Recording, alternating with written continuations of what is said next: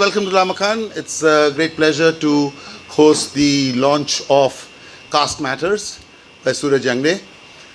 We have a very distinguished panel here to comment on the book and reflect on it. And so the format of the event today is going to be Suraj is going to start with just a 10-minute reading from the book. He's going to read some sections of his choice from the book, after which we'll have all the three commentators comment for 10 minutes each on their reflections on the book. Dr. Kancha Ilaya is well known, needs no introduction. Dr. Ilaya Shepherd is his last position was as the director of the Center of Social Exclusion at Manu, and he's been a long-term commentator and a person in the struggle here in Hyderabad. Dr. Manisha Bangar is medical doctor, gastroenterologist and hepatologist in the city, and long-standing contributor to struggles of the socially marginalized, served as the national vice president for BAMSEF, and now is currently the vice president for the People's Party of India. And Prashant Donta is a student leader who has been a household name here in Hyderabad, out of HCU, research scholar currently at the HCU, and former president of the student union at HCU, and also the former president of the Ambedkar Student Association. The three eminent panelists will comment on the book, and then we will revert back to Suraj, who will speak for 10 minutes in terms of just responding to all of the comments. And I also want to invite Mr. Madhav Rao, ex-chief secretary for the government here, who's also here. Please come and join the panel. And Mr. Madhav Rao will then make a few comments and then conduct a Q&A with the audience. Thank you so much, and on to Suraj. Thank you so much, Biju. Let's give it up for Biju, Kranti, Naeem, and all the dear friends of Lamakaan who have really put up this together. Thank you. I'm very empowered with this current panel, because this is something I would cherish for a very, very long time. Having Kancha Ilaya sir, having Dr. Manisha Bangar, having dear brother Prashant Donta in the struggle, as well as sharing this dais, and our great secretary, Sir Madhav Rao. And more importantly, for you, the Hyderabad audience, coming in such colors and light, it's just a festivity for my eyes. Thank you for being here. I'm given 10 minutes, and there are some things I would like to address. Since we are living in a nationalist era, let me talk about a concept that I describe in this book called Dalit patriotism. Brahminism comes in various forms and formulas. The overarching tendency is to render the Brahmin influence invisible. Thus, everything a Brahmin does is presented as a Hindu project, including various anti-social activities executed by Brahmin-led organizations. However, Brahmin caste rituals, cultures, and worship patterns differ from that of non-Brahmin Hindus. The Ganpati festival is a good example, initiated by Bal Gangadhar Tilak, an orthodox Chitpavan Brahmin. By the way, Chitpavans currently run RSS. This festival is widely celebrated for 10 dedicated days. Initiated as a national project, the ritual of Visarjan, which is immersion of the idol into the river or the sea, was masterminded by Tilak. However, in a Brahmin household, the Ganpati festival is wrapped up in just 3 days. Even the extravagant public display of Visarjan, the immersion, is absent in the Brahmin Ganpati Puja. The idol is comparatively smaller in size, and the function is meant only for the family, so no one belonging to another caste is invited into the sanctum sanctorum. A glass full of water is poured on the idol of Ganpati, which suffices for the ritual, as opposed to the hefty expenditure done by non-Brahmins. Even though the non-Brahmin Ganpati festival is celebrated under the strict religious guidance of Brahmins, Brahmin visibility is minimal when it comes to contributing to the large financial expenditures. Universalism is appreciated for the commonality it commands and for the fact that it speaks to everyone. The Dalit, on the other hand, is considered a marginal, secondary category infused with narrowness. The idea of Dalit universalism has never appeared in mainstream thought or social and political action. The commonly available discourse is based on fantasized abstractions of the Dalit experience. Therefore, Dalit universalism is not even considered, while stereotypical and misplaced ideas about Dalits are circulated in the privileged caste public spheres. The theorization on Dalits correspond with the pulpit-oriented Sanskritic analysis that deliberately obfuscate the, I emphasize, material experiences of Dalits, which are rooted in the universal experiences of human oppression. The Dalit is represented as a fixed, unmoving category. He or she is the genteel server who is passive in reclaiming his or her share of justice, one who helps maintain the caste system. The theory of Dalit life is described through the lens of Brahminical actors, and therefore the ideal Dalit is shown as someone who does not threaten the established Brahminical order. The experiences of Dalits are tied to the privileges of the dominant caste, and by excluding their material deprivation from the discourse, Dalits appear to be without aspiration. The experience of Dalits is comparable to that of other oppressed groups who fight for equal access to opportunity and financial security. However, Brahminical theory represents them as ritually confined beings instead of as worldly beings. Dalit universalism locates the self beyond the outside, the peripheral universality, beyond also the peripheral identities that seek to prioritize their own identity over the hegemonic orders. The emergence of third world, global south, or other modernist-centered logos of humanity is premised on the uniqueness and exclusivity of identities. These appeal for a self-imposed isolation, whereas Dalit universalism, on the other hand, appeals for a common humanism, a collective of everyone as human beings, and access to a universal vision of humanity. A compassionate form of Maitri, the Buddha's notion of fellowship, informs the humanist tradition that underscores Dalitness. The idea of contemporary India is a Brahminical project designed by Brahmins. They dominate important positions in all sectors and are overrepresented everywhere in India. Corruptions, scandals, and a rapidly failing state, these are the inevitable effects of the Brahminical project. Dalit universalism, on the other hand, is a moment of refusal to compromise with the ever-growing disasters. It offers a nuanced view of the mayhem caused by orthodox, religious, and capitalist forces. Many progressive struggles that promised to subvert the existing unequal order reproduced another set of hierarchies. For instance, the communist revolution had promised a vertical order run by the lower classes, but the dictatorship of the proletariat merely became a new way of maintaining the unequal order. The Dalit movement, however, promises a horizontal order where no one is downgraded to subhumanity. As Dalits lead honorable lives, their quest is to give the same to everyone. We know the famous example of Kanshiram, where he didn't want to subvert the pen, but he wanted to equalize the society. I will talk about something that has been with me. Now I'll talk. That was Dalit universalism. This is Dalit patriotism. Dalits are time and again dragged into the banal penance of proving their legitimate existence in India. This is done by questioning their patriotism and ardent nationalism. A Dalit, while subscribing to the views of Ambedkar and demanding his or her legal rights, always finds a need to footnote their nationalistic sentiments. Dalits are forced by caste colonizers to be patriotic in their own homeland.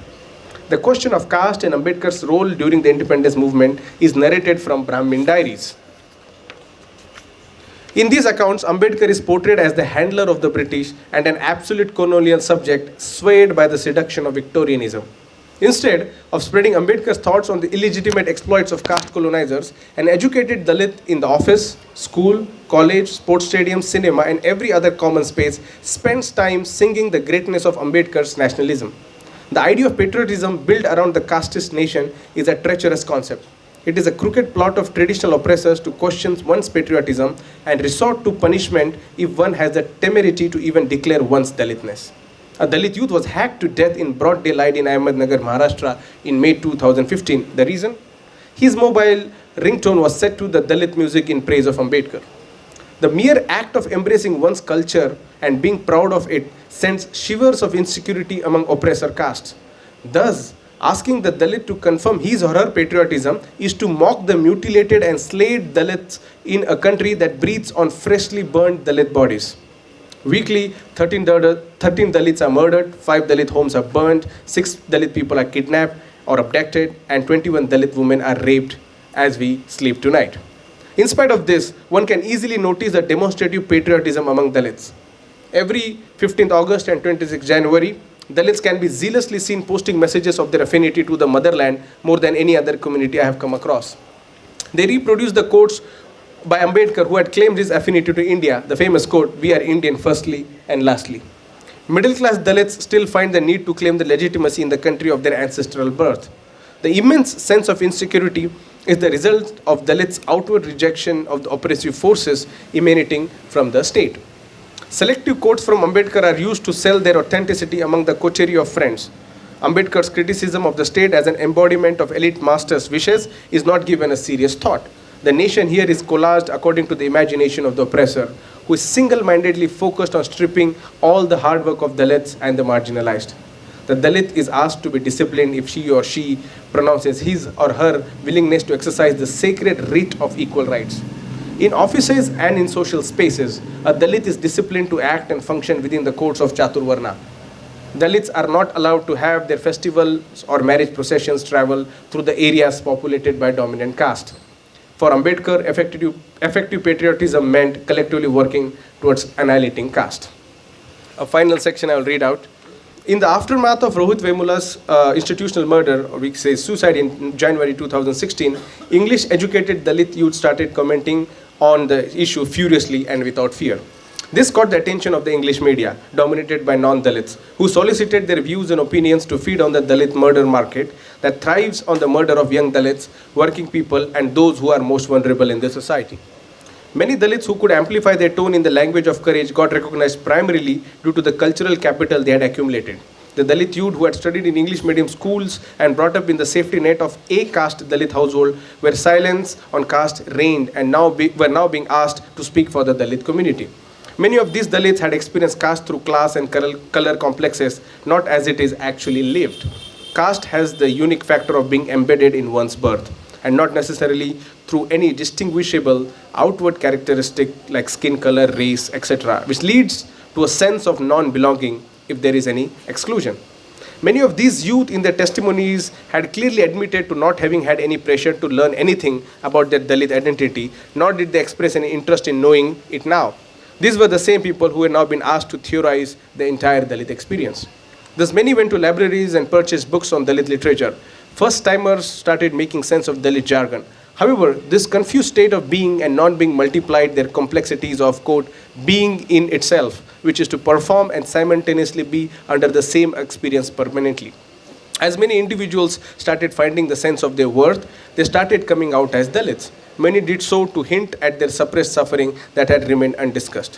While the movement was hot, Rohit Vemula became a default picture, but as the heat cooled down, his image and quotations got buried under the commentaries of newly discovered Dalit experiences inscribed on Facebook posts and Twitter feeds. Soon, these Dalit youth started calling out everyone who had discriminated against them so far. Their rage demanded apology and invited solidarity from other Dalits. A sudden proclamation of their Dalit being brought benefits to these people who wanted to make a career out of their newly discovered identities. On the other side, it encouraged many to break the shell and think about their humanity on equal terms and in self-defined terms, which were the result of their ancestral struggles. Without subduing to the dominant caste narrative, many owning up to their Dalit selves was a positive shift. This led to many in the dominant caste circles to acknowledge and report about the events. Many people who participated in the Rohit Vemula movement were profited from it. However, they rarely paid attention to the ongoing struggles of Rohit's comrade. One of them, Prashant Donta, continued to face 8 charges. His regular visit to court and frequent meetings with lawyers eats into his time for writing his PhD. The students who witnessed the fallout of Rohit Vemula's suicide from afar traveled to foreign countries to discuss the importance of Dalit movements, while Prashant is still struggling to get a passport owing to his pending court matters. Like him, other students affected by this incident still have to face such realities which are far removed from the glamour of media bites and Facebook likes. The Brahminical media religiously reported the updates of other non-Dalit student leaders who enjoyed caste comforts in a casteist society. And student leaders like Prashant and many others were left to suffer without any update on their struggle for justice and student activism. The ones who lost the most from the Rohit Vemula movement are the Vemulas, Radhika and Raja, who continue to live in dire poverty.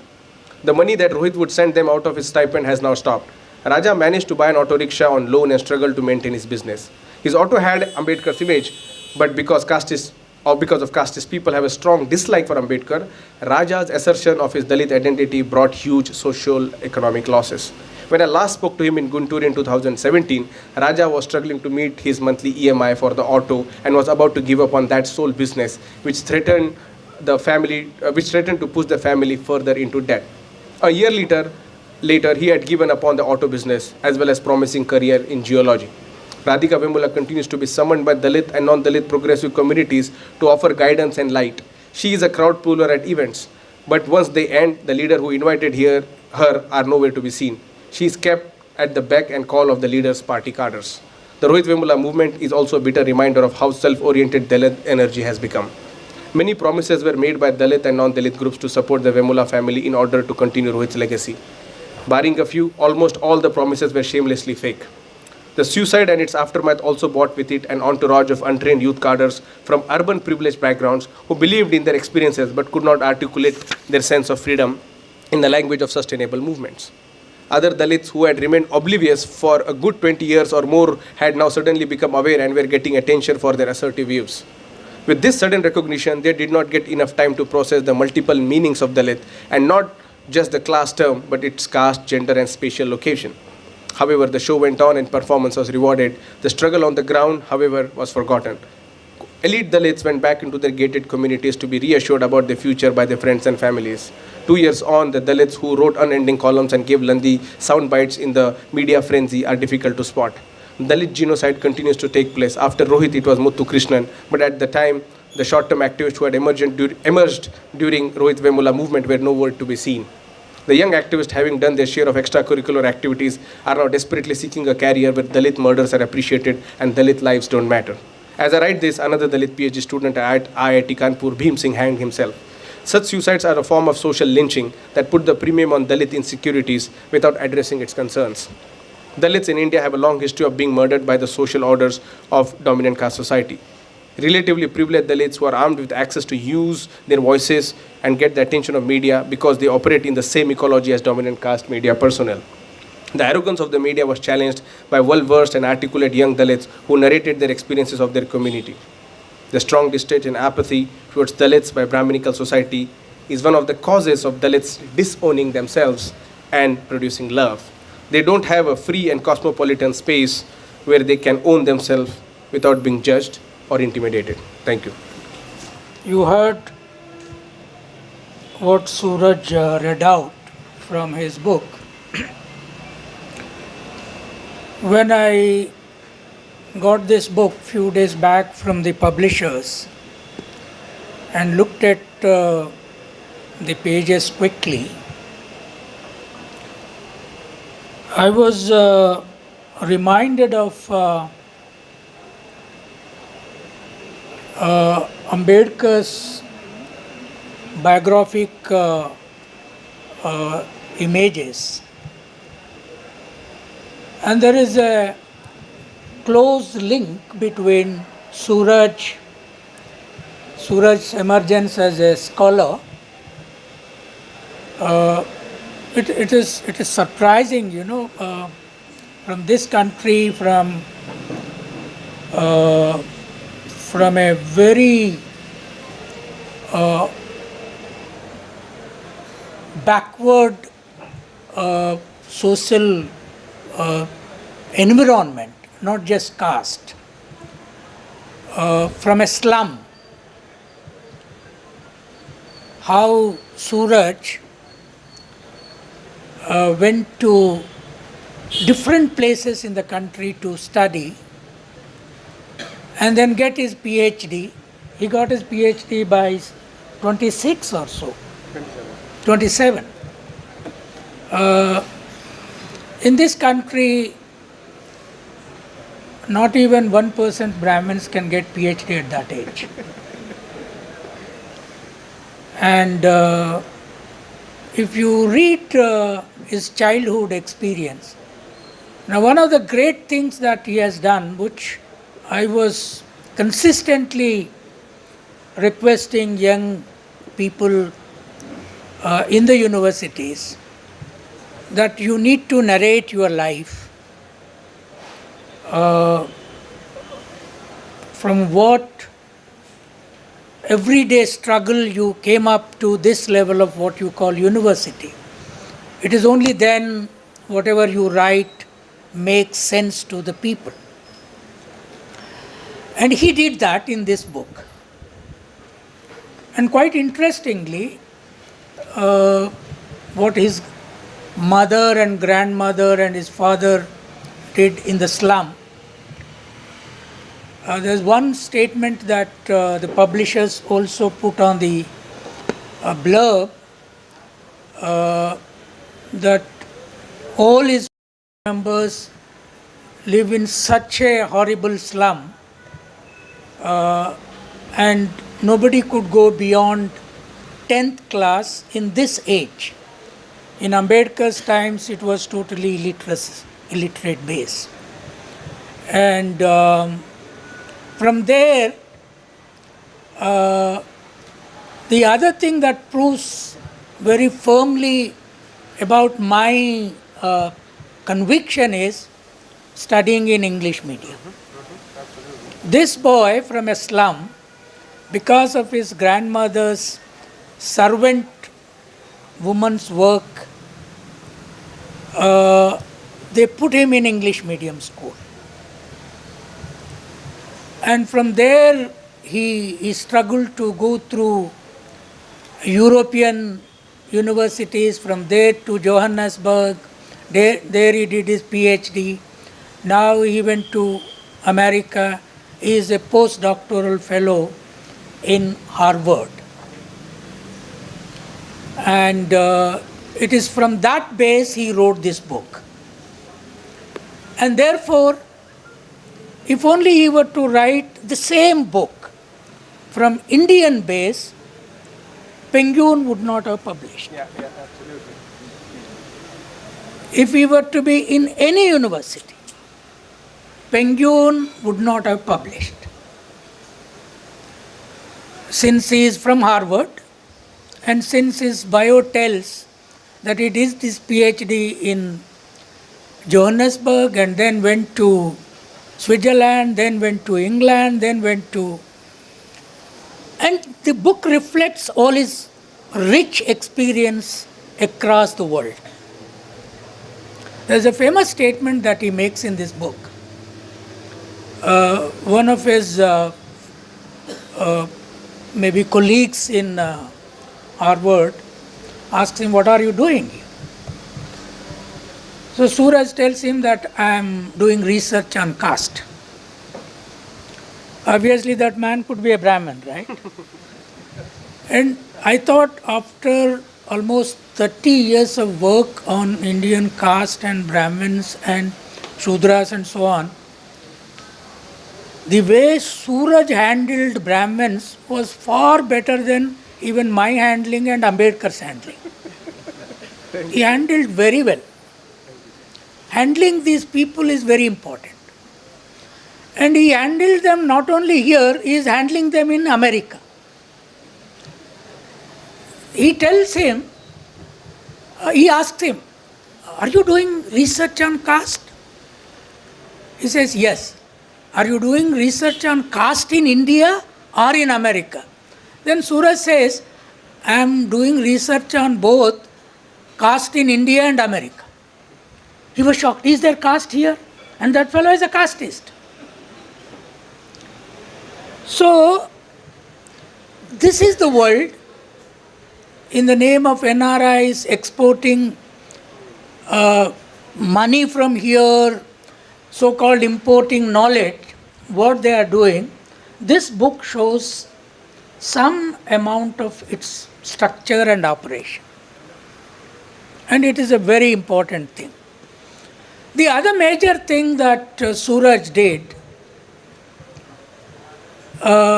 after Ambedkar, if you see the titles that came written by Dalits, on Dalits, would be invariably Dalit on the cover page. Title. Dalit or Ambedkar. Cover page. In fact, Ambedkar never wrote like that. He wrote on riddles of Hinduism. He wrote on Shudras. He wrote on annihilation of caste. Now, this title is Caste Matters. Caste matters to whom? Not only to Dalits. Caste matters to Brahmins. Caste matters to Shudras. Caste matters to Banyas. my friends. When I said social smugglers, he said, oh, they're all my great friends. But I think only Amit Shah and Narendra Modi understand what I say. They know where the money is coming to them. So caste matters to Baniyas today. Caste matters so much Baniyas today. One of the senior most Congress leaders was telling me that the Baniyas have already marginalized Brahmins in Delhi, and that is what these two people are doing, very consciously. So, at an young age of this, Ambedkar wrote his first major essay on caste when he was 25. Then from there on, he built his knowledge system. I am glad this young man started doing exactly the same now. That is what one has to do. We have to kill the writing by writing. There is no other way. Caste was created by writing. First in Rigveda. Then is sustained by writing.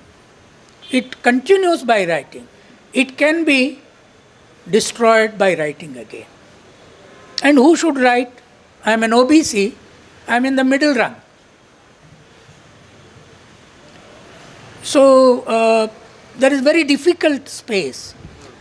But if from Nanded, from a slum, from living around all shit smell, as he narrates in his living room, how every raining day was totally sleepless for him in the childhood. He makes one statement, I was really crying in that.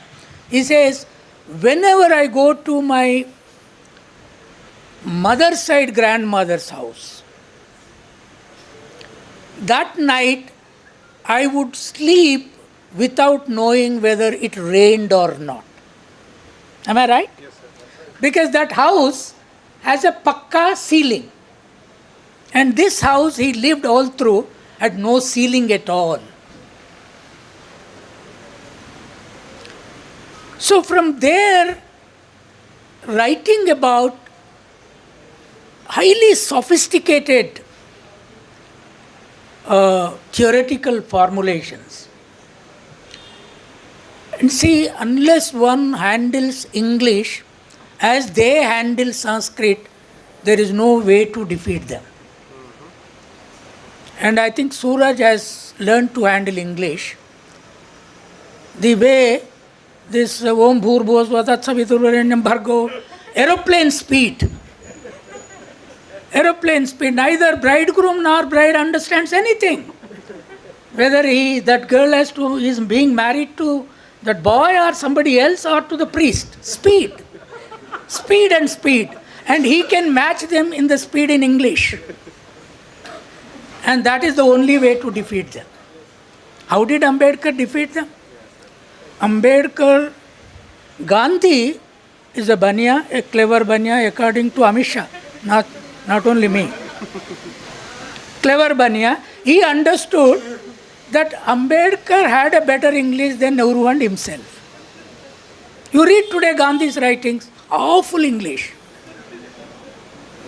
And Nehru's English, 100 times corrected Brahmin English. It is not original writing. There were dozens of editors, correctors, writers who wrote what we don't know.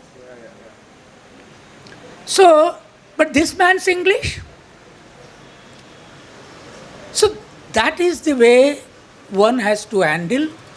And I am glad, Suraj, you started with a grand narrative of pinning them down, not just focusing Dalit or just Ambedkar, but how caste matters, how caste needs to be destroyed.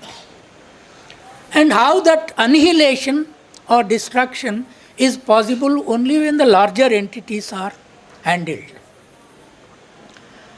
And this book is definitely going to hit international market. 3 books have come from young people living in America in the recent past.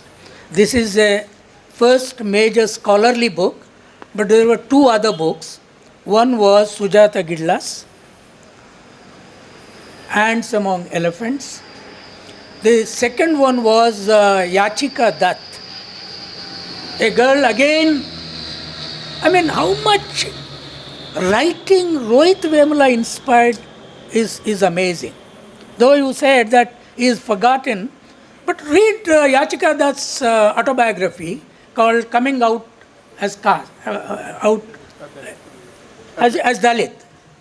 She was, incidentally she is white.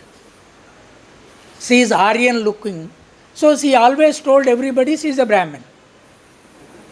She told in her college says she is a Brahmin. Her grandfather told her they shifted to urban areas, started living middle class life in order to have status.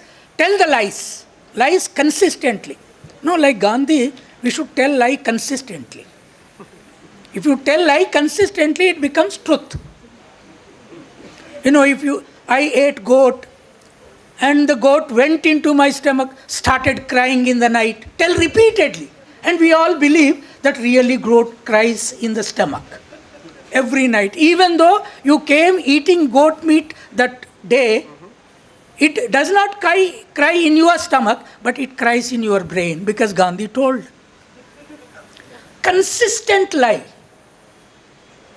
And she told consistent lie that she is a Brahmin, even in America. Everyone believed, till she came out with that book that I am actually a Dalit. She now shocked everybody. All the media was after her when she released the book. Are you a Dalit? You were in Hindustan Times telling that you are a Brahmin. So they must have thought that if you were to tell that you were a Dalit, we would not have given you a job. We have committed a blunder. By giving you a job here, then you went to New York, became a great journalist there. Because America is also a nation of opportunities. A nation of opportunities where 4 black women made the President of America dance in the Congress. Yesterday, the whole American Congress passed a resolution, bloody you are a racist. That is the strength of democracy. So it is from that base, Suraj wrote, you live long there, keep writing about India, caste and race, and Satya Sai Baba, dead and gone, nowhere he is. But you will be there all over the world with that hair.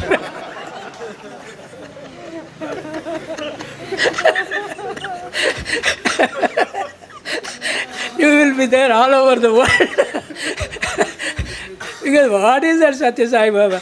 Hopeless. There is no Satya, there is no this thing. Only some Sirdhi Sai Baba is some sense. Because he looks like a Muslim, therefore they worship and give him some this thing. See, the thing is that he is building a scholarship. A scholarship that can uproot the Brahminic roots from the ground. That's what one has to do. And he has learned because in various ways he saw white, he saw black, he saw women. He played various tennis, he played so many things. There are examples in this. And it is easy for, the same Partha Chatterjee. I don't know whether you read, he is known as the greatest living Indian political theorist, Partha Chatterjee, who gave this. Yeah, I'll stop. When I went to do my PhD on Gautam Buddha's political thought, he was director of a major research center in Kolkata. So I went to meet him with a great respect to get some guidance from him. And I was doing PhD on Gautam Buddha's political thought, Partha Chatterjee is known as a theoretician, thinker, nationalist thinker, thinker on nationalism. Then he asked me a very interesting question. Are you doing PhD on Gautam Buddha's political thought? I said, yes. You know, I'm a young student in those days. I was around 30, late PhD mind. So he said, then do you know Sanskrit? He asked me. I said, I don't know. Without knowing Sanskrit, how can you do PhD on Gautam Buddha? This is what Partha Chatterjee asked me. And imagine, Partha Chatterjee asking me means my thesis getting disqualified forever. So I thought for a minute, here is a joint nationalist thinker. I almost worship him in the scholarly world, saying that you are doing nonsense. So I said, Professor Partha Chatterjee, if you were to ask me whether I know Pali, it would have made sense. What does Sanskrit have to do with Buddha? Then I thought, this man is a Brahminic intellectual. He started destroying me. Then I asked him further question. Do you know how many people did PhD on Socrates, Plato, Aristotle without not knowing Greek at all? Very good point. Very good point. He said, yeah, there are, yeah. Then I said, yeah, I'll write. And he is handling him now. By taking a quotation from him is nothing but handling him. Yeah. And there is enough talk on the whole Brahminic idea, what the left in the name of left they have done. I congratulate you. This is a great job you have done. And the first launch is in Hyderabad, and this will definitely become a global attraction and a global discourse center book. Thank you very much. Jai Bhim everyone. First of all, I'd like to thank the organizers for having me over here to speak on this book. And before going into the book, I would like to share one personal narrative that I would get connected with Suraj particularly. This was in the year 2016 when 5 of us were socially boycotted from the campus spaces just because we were taking on Ambedkarite discourse in the University of Hyderabad. And on account of that and also on account of the nexus between ABVP, BJP and the administration, that these punishments were given out of the way and in an illegal manner. When we were sitting at Velivada, when we were sleeping in those chill winter nights at Velivada, we were obviously looking out for support, and we were looking out for support around Hyderabad. There were many civil society organizations that had come. Not everyone, but few could come. But there was one poster that came from abroad, and that was from Suraj and all, which gave us a sort of a sense of a solidarity, which was, which was important at that moment of time, and which, of course, had continued in the future also. Now, as far as the book is concerned, the book on several counts, when it comes to the Dalit narratives are concerned, when it comes to the internal issues of Dalit politics and Dalit organizing modes are concerned, it is definitely hard-hitting on certain levels, which is necessary because Dr. Ambedkar himself had to speak in that manner in his last speech in the month of March 1956 at Agra, when he was speaking with the community that it is the educated lot who has to go back to the villages and work. Instead, they have started looking back at them. They have started coming back to seek their own promotions, and they are entangled in this process instead of going and educating the masses. And perhaps several reflections that had come across through your book. I didn't read the entire book, but I've read that a considerable portion of your book does hint at this lacks that is there in today's context. And also on several narratives, caste as a humor, when I was reading that part, I could obviously get connected to Professor Ailea, who was in the recent controversy on Baniyas. I think there were quite many references. So these are all interconnected references, and Suraj has definitely taken out his personalized narratives in the social narrative that exists, and perhaps any Dalit who would read would definitely connect to the narrative that he has shared at one or the other point of time, in the manner in which he lived his childhood and then he was brought up. Of course, his journey to abroad is altogether a different one, because not everyone would have that opportunity. But one thing that we could observe is that having got this opportunity, enabling these opportunities to others is something that Suraj and his comrades have been doing in the abroad by letting us know about the opportunities. And while there's one, there have been quite several references to bureaucracy, and the stand of Suraj on bureaucracy is concerned, and one can understand when one looks at the examples and narratives that he gives, particularly from Dalit bureaucrats, those gets justified in that particular context, particularly in the context of that Bangalore conversation that you have had, and another conversation with Gujarati IPS officer also. But I have another alternative narrative which I would share at the moment, because in this entire journey of struggle that we have been having in the Justice for Rohit Vemula movement, post 2016, immediately post 2016, what has happened was there was an entire media galore. Everyone came and everyone started taking up bites, and everyone was into the narratives, and all political parties, all civil society groups have also had come, progressive groups have also had come and extended their support to the Justice for Rohit Vemula movement. And also, on the other hand, there was also a propaganda that has went in, stating that the members who are actively participating in the movement would eventually are going to contest in some or the other political parties, and they have been getting lots of money from these political parties and all, just because it was obvious, having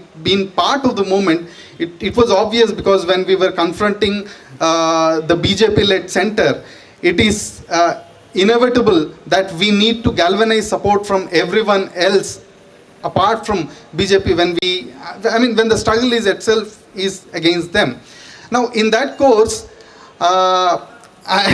these all narratives have had gone. Now there's no election that exists at this point of time. One was stating that Radhikamma is going to contest from one party, Prashant is going to contest from one party, another person is going to contest from one party. These all narratives have had existed. In fact, the narrative has had gone to such an extent that when we were in jail, Asad Bhai had come to pay a visit to us, and when he came to pay a visit to us, ABVP had leveled one rumor that Asaduddin Owaisi went and offered them 2 lakhs rupees in jail.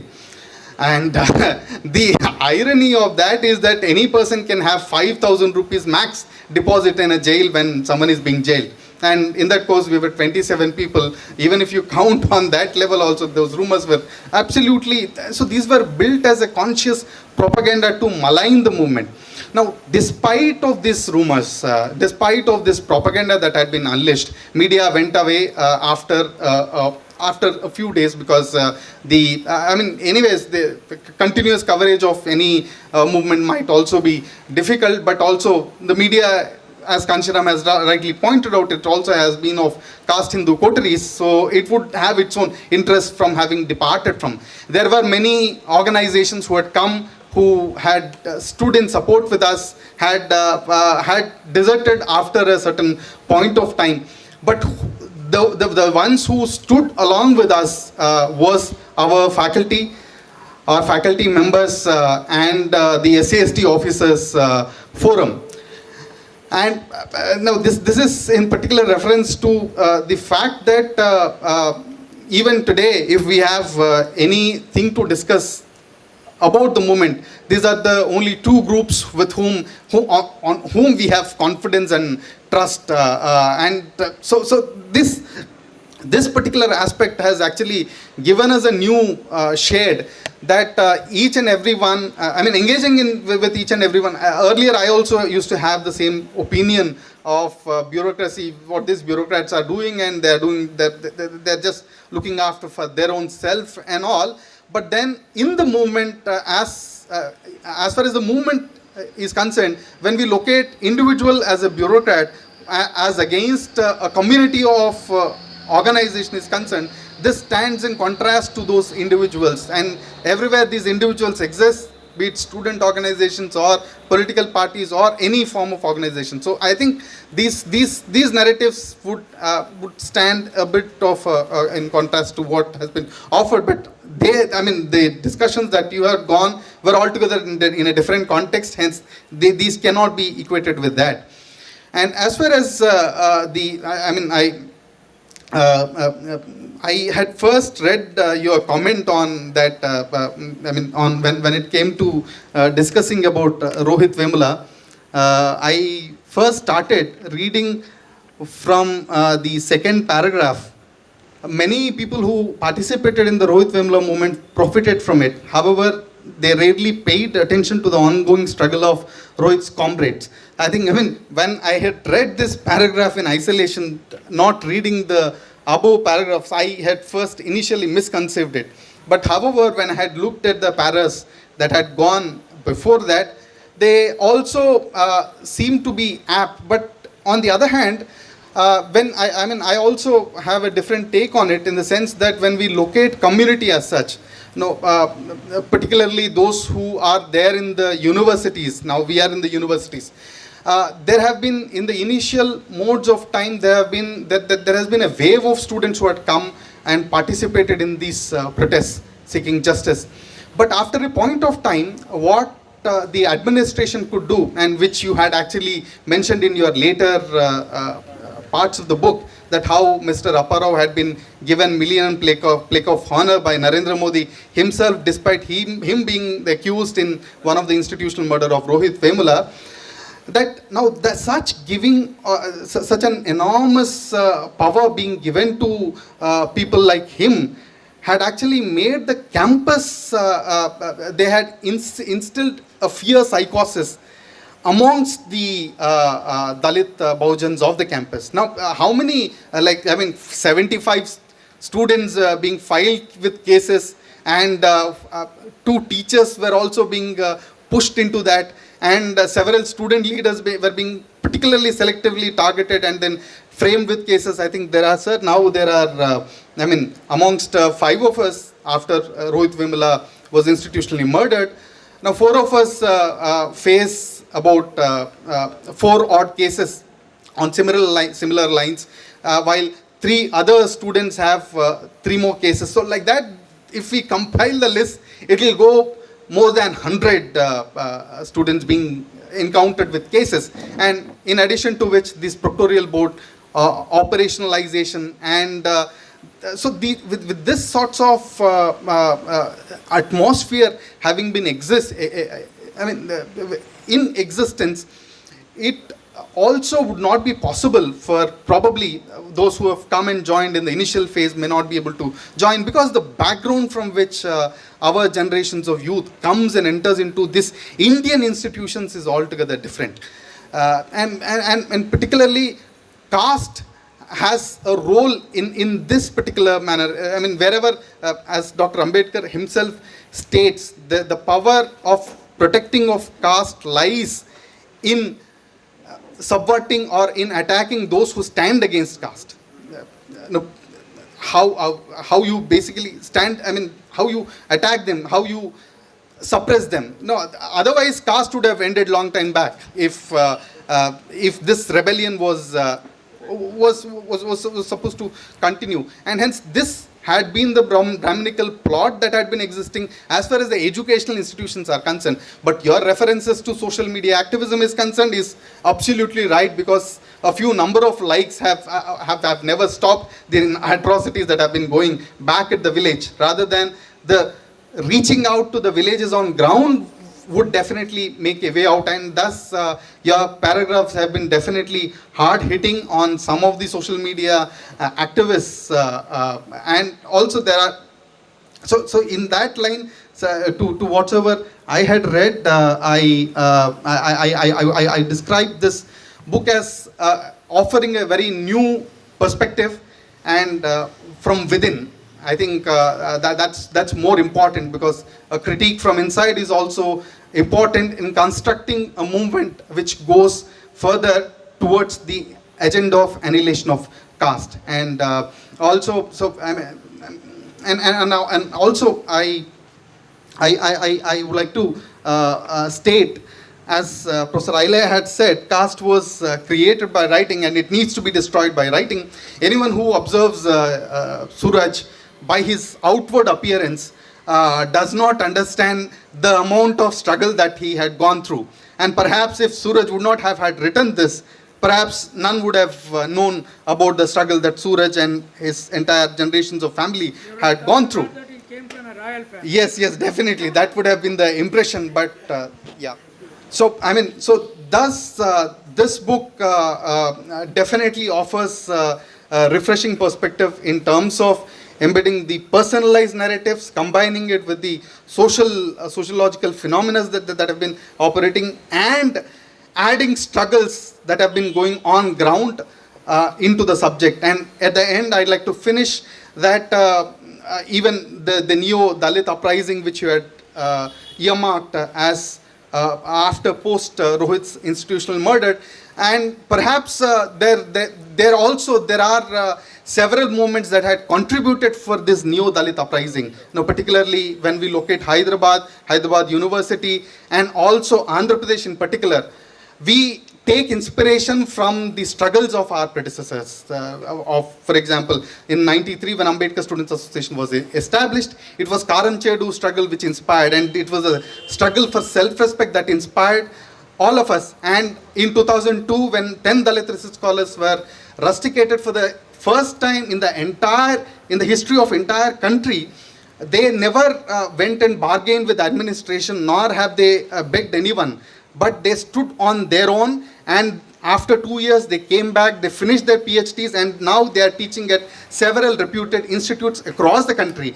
And these were the symbols of self-respect that in fact lead the struggles, the anti-caste struggles, and perhaps this would form the strongest block in the future course of struggles. And I hope that the way in which you had narrated or described the modern trends would make them realize about the wrongdoings that they have been doing from within. Thank you, Jai Bhim. A very good evening to all of you, and I must thank Lamakaan and Fri Jul for hosting this and starting this conversation this evening. And I was not aware that this is the first city in India where you're having a launch. Yeah. Okay, I thought it was already done. It happened in Delhi, a there is in August. fringe. Okay. So I just came this morning from Delhi, and Naeem had asked me to kind of speak on this book, and we were given a PDF file to go through. I was not having a hard copy, and I did manage to go through a few chapters of my interest, and I could glance through the entire text, and it was nice. I must congratulate you for writing a book like this. Thank you. Not only it is from within, but it also correlates your experiences from within India to those out of India, and also the similar struggles which are happening in the US, especially the African American struggles, and when you compare and juxtapose these struggles against them. This is very new information, especially for people who are of our times. Okay. Yeah, and the contemporariness of this particular book also is very, very important, because mostly books have been written about the scheduled caste or the previous untouchables, as we call them, or the ex-untouchables, as we call them. mostly citing the earlier movements, the earlier context. However, they lack quite a bit in the current context. So there are, I guess, quite a few things have been said. There are two things that I would like to dwell upon, and one is I also have to see this book in the light that until now, and not only in the arena of literature, of books, but also in the arena of being questioned, whether it is in media or in popular media or even in organizations. You know, all the caste groups in India are organizing at their own caste level, at all district and village and state level.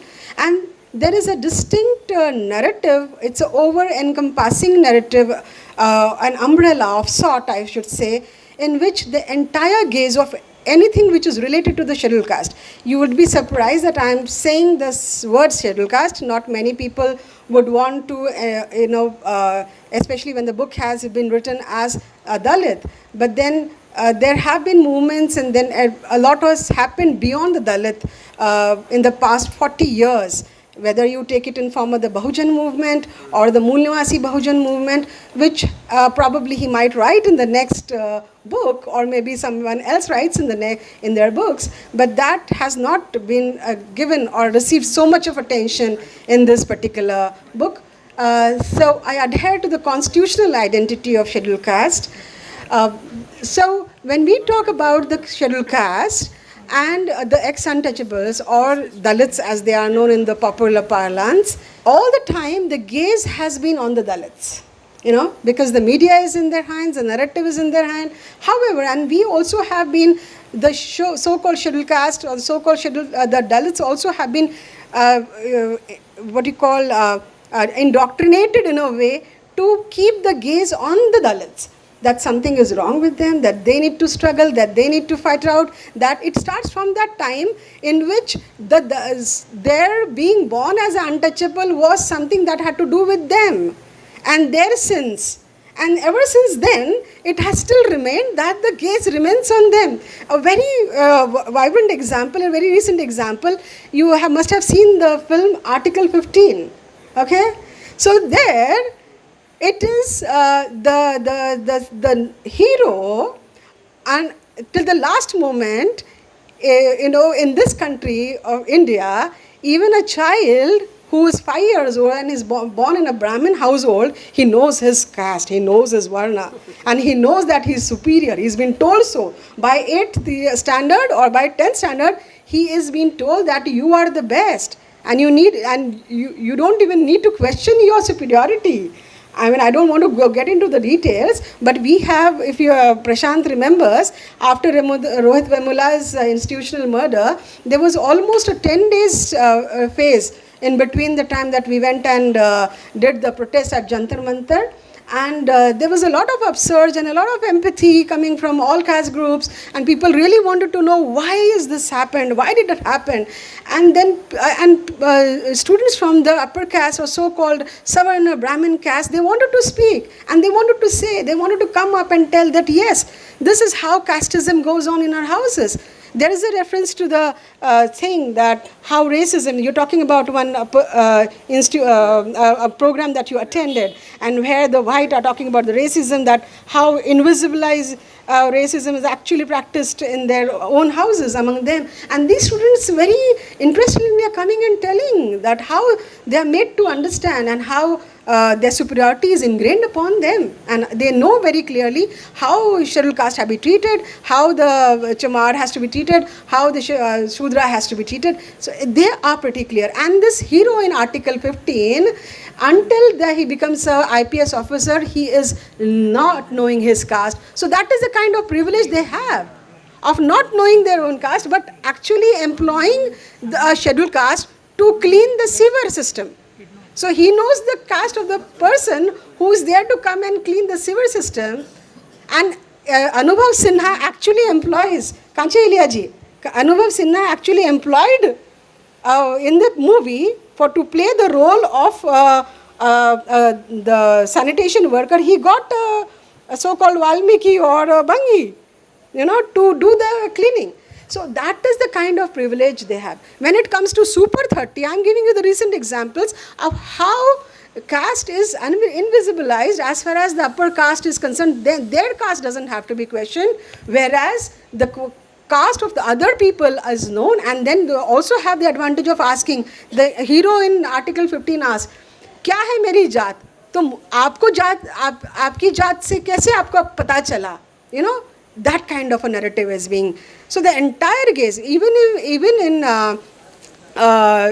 Congress and Gandhi that Dr. Ambedkar has written, that is the first time in which, rather than being a savior of the untouchables, the entire gaze has been brought on Mr. Gandhi and the Congress of what they have done. So this book, in a way, when it writes in the last chapter, Brahmins against Brahminism, whereas the other chapters have been about Dalits and Dalitness and creativity and movement and everything, I found this as refreshing. However, there is one adage to it which I would like to, keep up.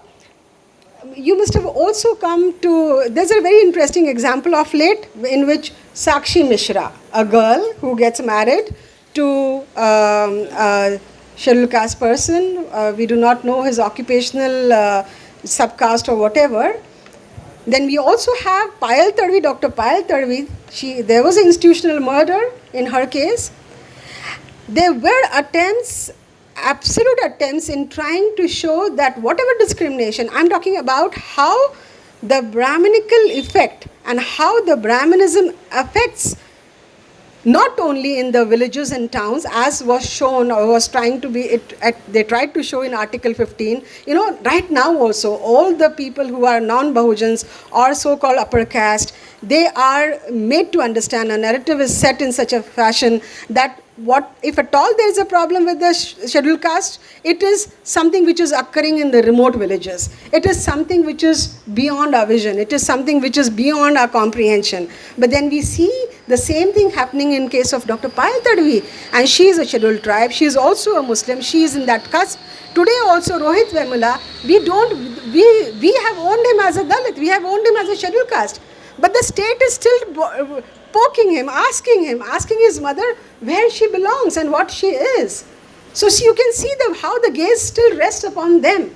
And here we see that in Payal Tadvi's case also, the women, it was not only the upper caste, urban, Brahmin male who is the perpetrator of casteism, but here we see the women, the Savarna Brahmin women who have ingrained casteism in such a fashion that it doesn't seem to them that it is casteism, which actually drives students coming from all backgrounds, the Bahujan backgrounds, whether rural or urban, almost to the stage driving them to commit suicide. And still the entire, so this is the kind of a disease, it's a kind of it's a embalming, it's a kind of a anesthesia, a huge anesthetic effect that the entire country is suffering from.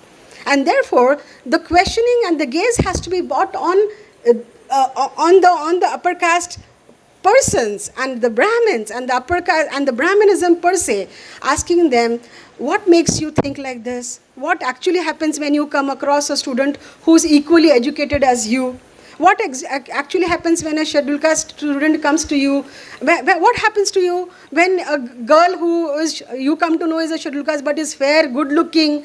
You feel more anger, isn't it? You feel that she doesn't deserve to attract attention. You feel uncomfortable, isn't it? So these are the things that we need to be unraveled. These are the things to need to be looked into. What is happening with their psyche? What is happening what goes in their brain? What neurons? What neurons are attacking each other? What dopamine is being released? What hormones are being released? They are the subject of inquiry. That is something which needs to be. That's a wonder. It's an enigma. Something which is so human, which humanity rules all over, and these people behave very differently. So the subject have to be the Brahminism and the Brahmins and those who are affected by this virus. So this is what I feel. And whereas, if that is the case, and also because, it's not only about this a very distinct narrative also which has been said. If you ask any person or any young person, you ask them, yes, do you know how many scheduled castes are there in your country? He said, I don't know. I only know that they receive some kind of reservations. Yeah? And they shouldn't receive reservations, and they are down rating the merit, and the merit is going to dogs these days in the country, and India is suffering. India is, all that is happening worse to India is because of reservations. So that narrative is the one which rests with the Savarna Brahmin students and youngsters.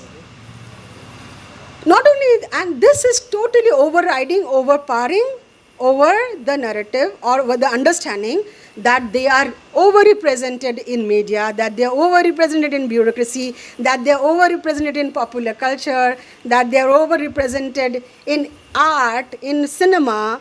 In Super 30, when they show, they have that privilege of showing it is about OBC guy, which is Shudra caste. The hero, Anand Kumar, he's a mathematician. He turns out to be, he goes through the same trials and tribulations that a Bahujan has to suffer in this country. He's from Bihar.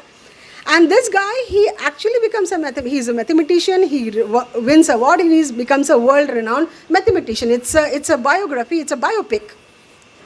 And the Brahmin media is discussing, and we have people like Anubhav Sinha who are directors, that they have the liberty of not showing the caste of Anand Kumar because he is a success story.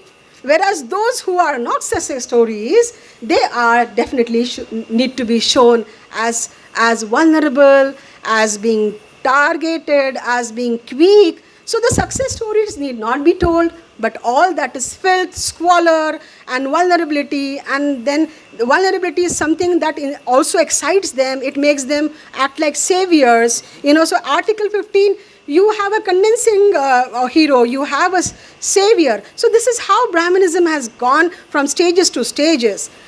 From the time where it is actually attacking, to the other time when it acts as a patronizing element, to the time that it acts as a savior. And we see all these saviors, right? We have been saying it time and again, but there was a upsurge in these saviors at the time of Rohit Vemula, when we have seen Mr. Kanhaiya Kumar and all the liberal media being shown. It is the liberal Brahminism which is of more dangerous quality in today's India than the overt Brahminism or the oppressive Brahminism which is coming, because they are the ones who are hiding the fact. They are the ones who are making it more sugar coated. They are making it invisibilizing it. They are normalizing it. They are justifying it, as caste apologists always have justified caste. And Dr. Ambedkar spends his Annihilation of Caste almost like 2-3 chapters on tackling these apologists. So their creed, their tribe has increased manifold in today's India, and this is something that we have to deal with in today's India. And in this context, I just wind up, when you talk about Brahmins against Brahminism, I really don't see any Brahmins against Brahminism. You have, in this book, I feel that the agency of being against Brahminism should lie among the scheduled caste, should have been given to the OBCs and the Shudras, where there have been an upsurge of movements in the last 40 years, which have been totally relegated to the background or not dealt with at all. And the agency of being against in Brahminism is being given to the Brahmins. Whereas in the beginning only you have quoted that what Dr. Ambedkar's words were. And in fact, it starts from, you're also talking about some Ambedkarite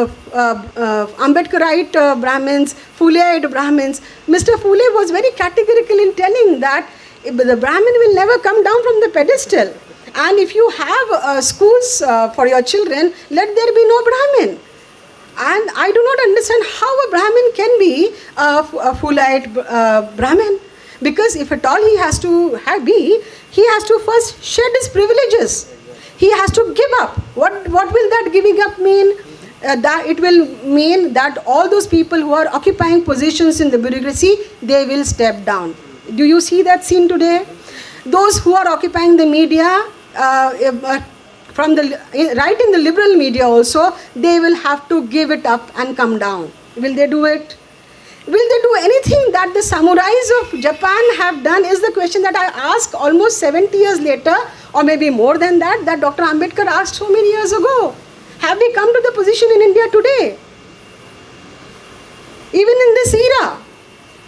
So if they cannot, then how do we give the agency to fight our Brahminism in the hands of the Brahmins? Just because one or two of them, in the entire course of 2000 years, one or two stray instances have been there, you cannot give it to them.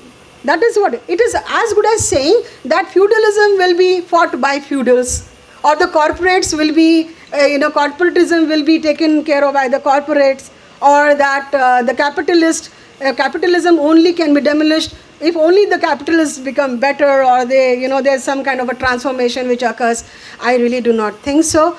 On the contrary, if at all, Brahmins and Brahminism, it's like, I'm sure your intention must have been, and I can see through it, that it is to question them, interrogate them, and actually shake them and ask them, why can't you see through this? Why can't you go against this? It's so shitty. It's so bad. I know that's the spirit and the tenor.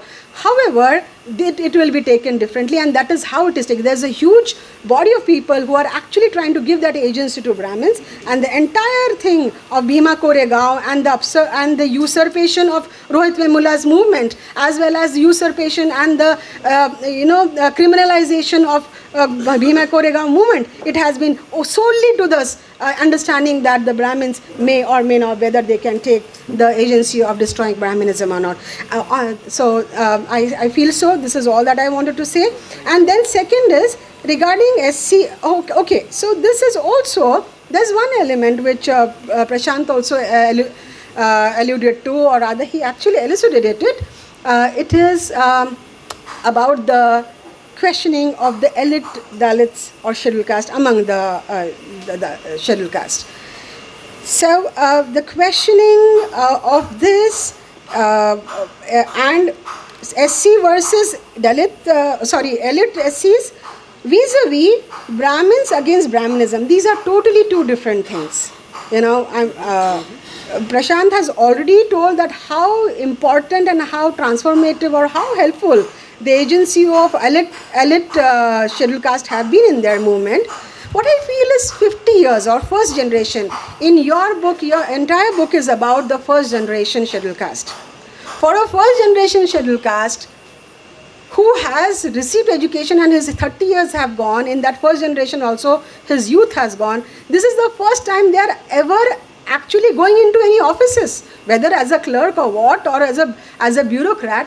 He not only has to ward off the evil of the Brahmins in the bureaucracy or in the offices, he has to teach his children, he has to rise above that, he has to get his own narrative, he has to actually ingrain and improve the immunity of his children. When a bird throws a small birdling into the pond and tells it to fly or to swim, it empowers it. Today's bureaucracy, or I wouldn't even call bureaucracy, there are hardly any, only 5 or 3% of bureaucrats are from scheduled caste. So you wouldn't even say.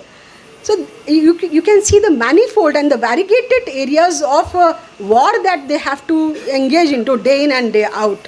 And first generation is, and still despite that, I feel that they have really, the elite, I wouldn't really want to call them as the elite Dalit. This is, it's a mischief, I would say, by the narrative which is going on in the Brahminical world to instigate the scheduled caste with the transformating authority which lies within them, and therefore pitching them against each other. So I guess we would.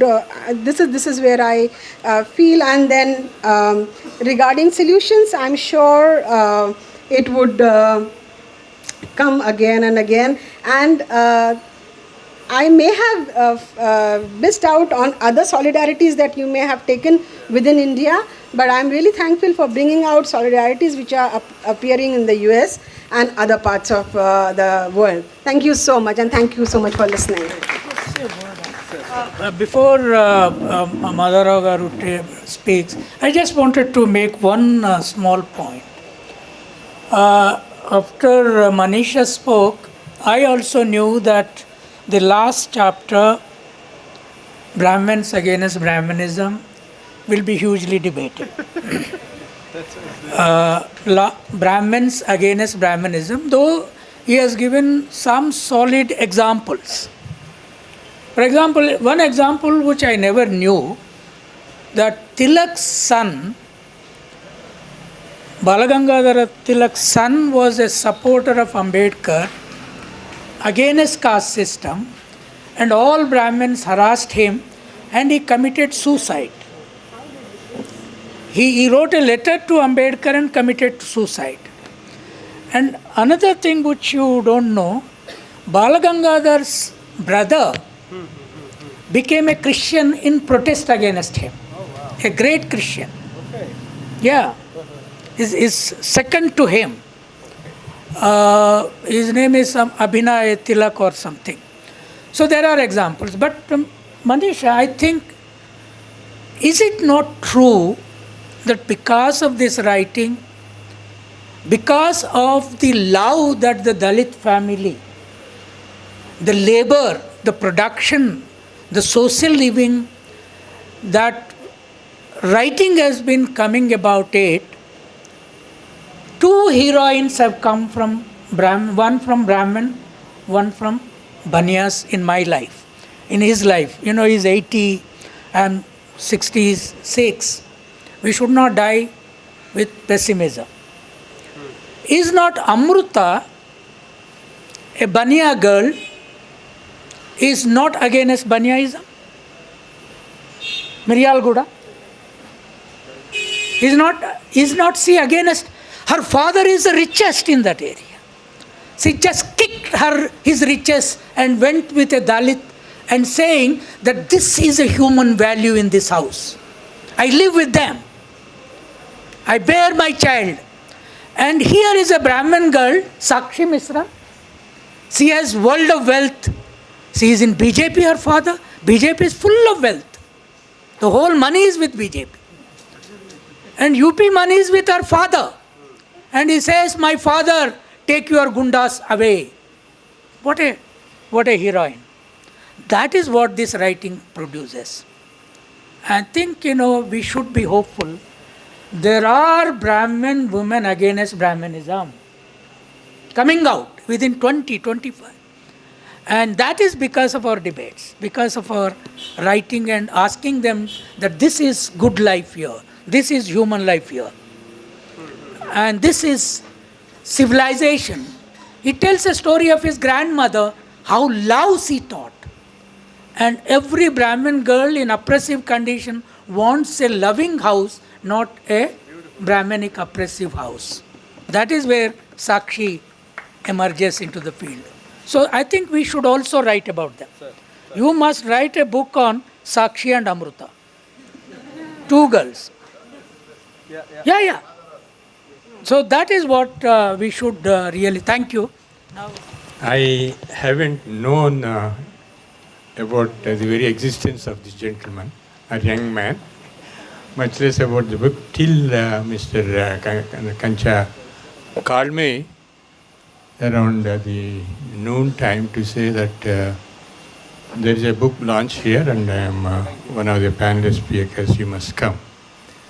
And I came and picked up the book and I heard some of the aspects covered in the book.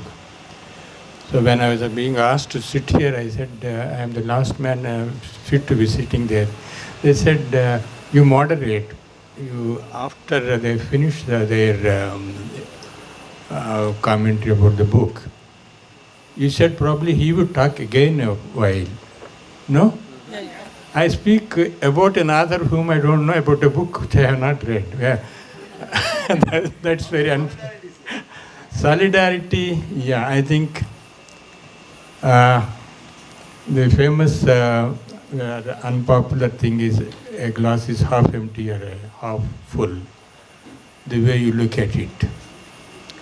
Now, each one's life experiences, what do they say?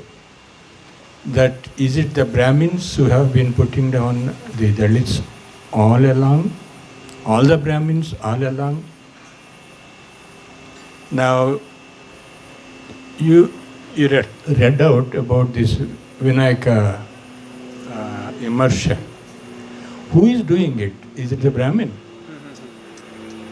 Now, if you drive from here in any direction for about half an hour, you won't miss a few temples on the way. Who is going to those temples? Is it the Brahmins or the Baniyas?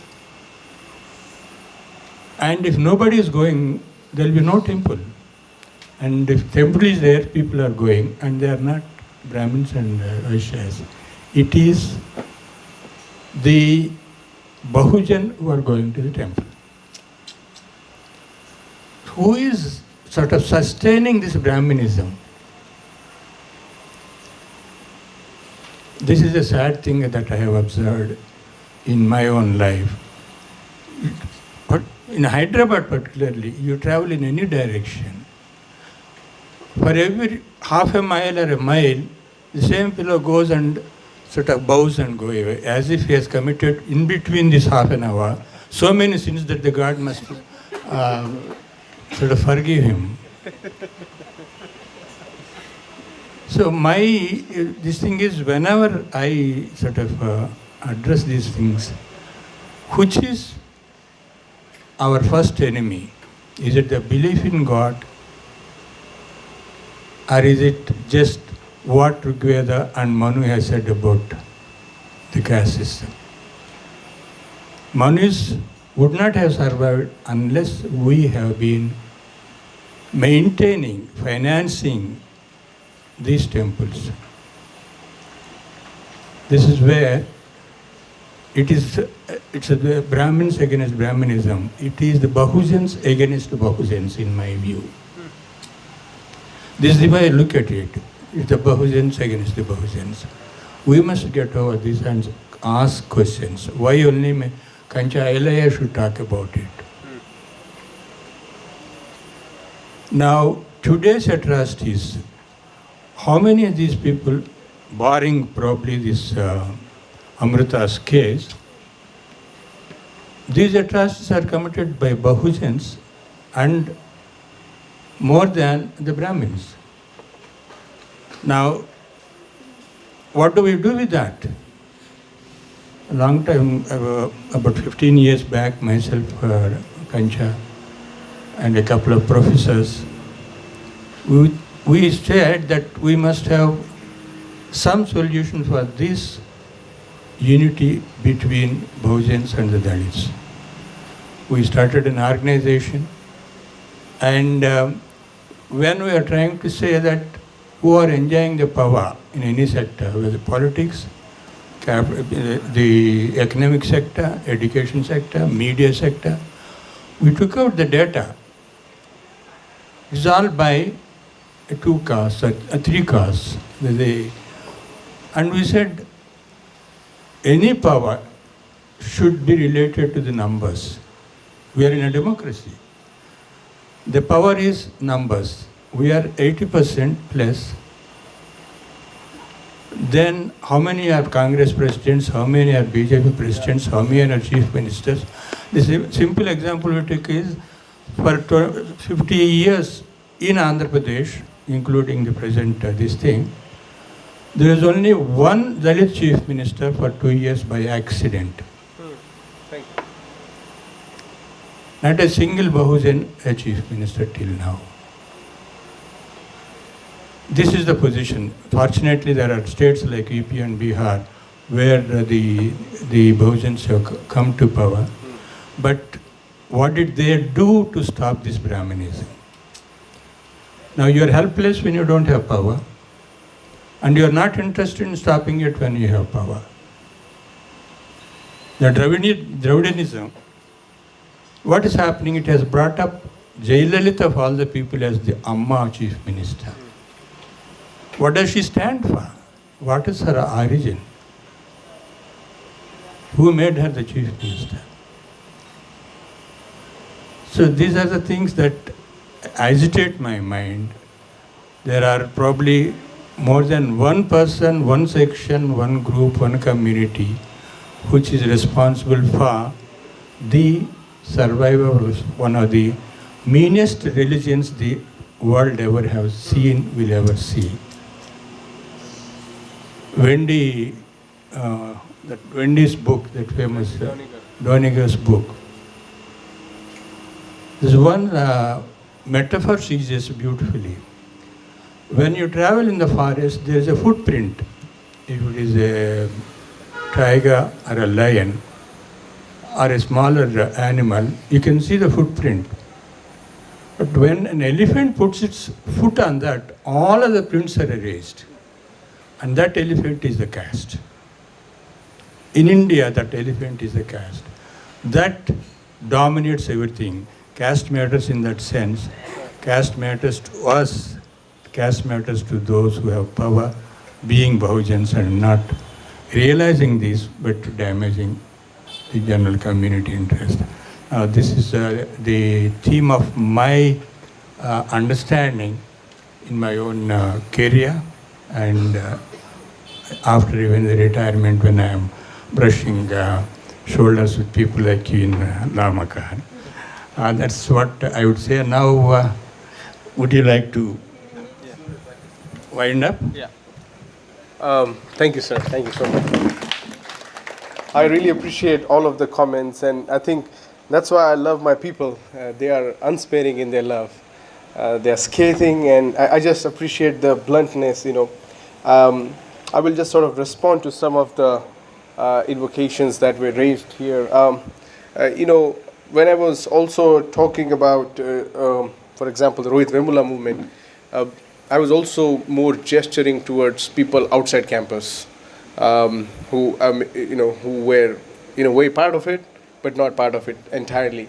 So my gesture was towards those people, and it's basically, as I said, this is basically I'm trying to show mirror through every page, whichever page hits you, that's the intention, and when I talk about, for example, Dalit bureaucrats, I am actually saying out forthrightly that they operate in a very congested Brahminical space where they have very few moments of articulations, where they have very few moments of ushering their own grievance or their own ideology, so to say.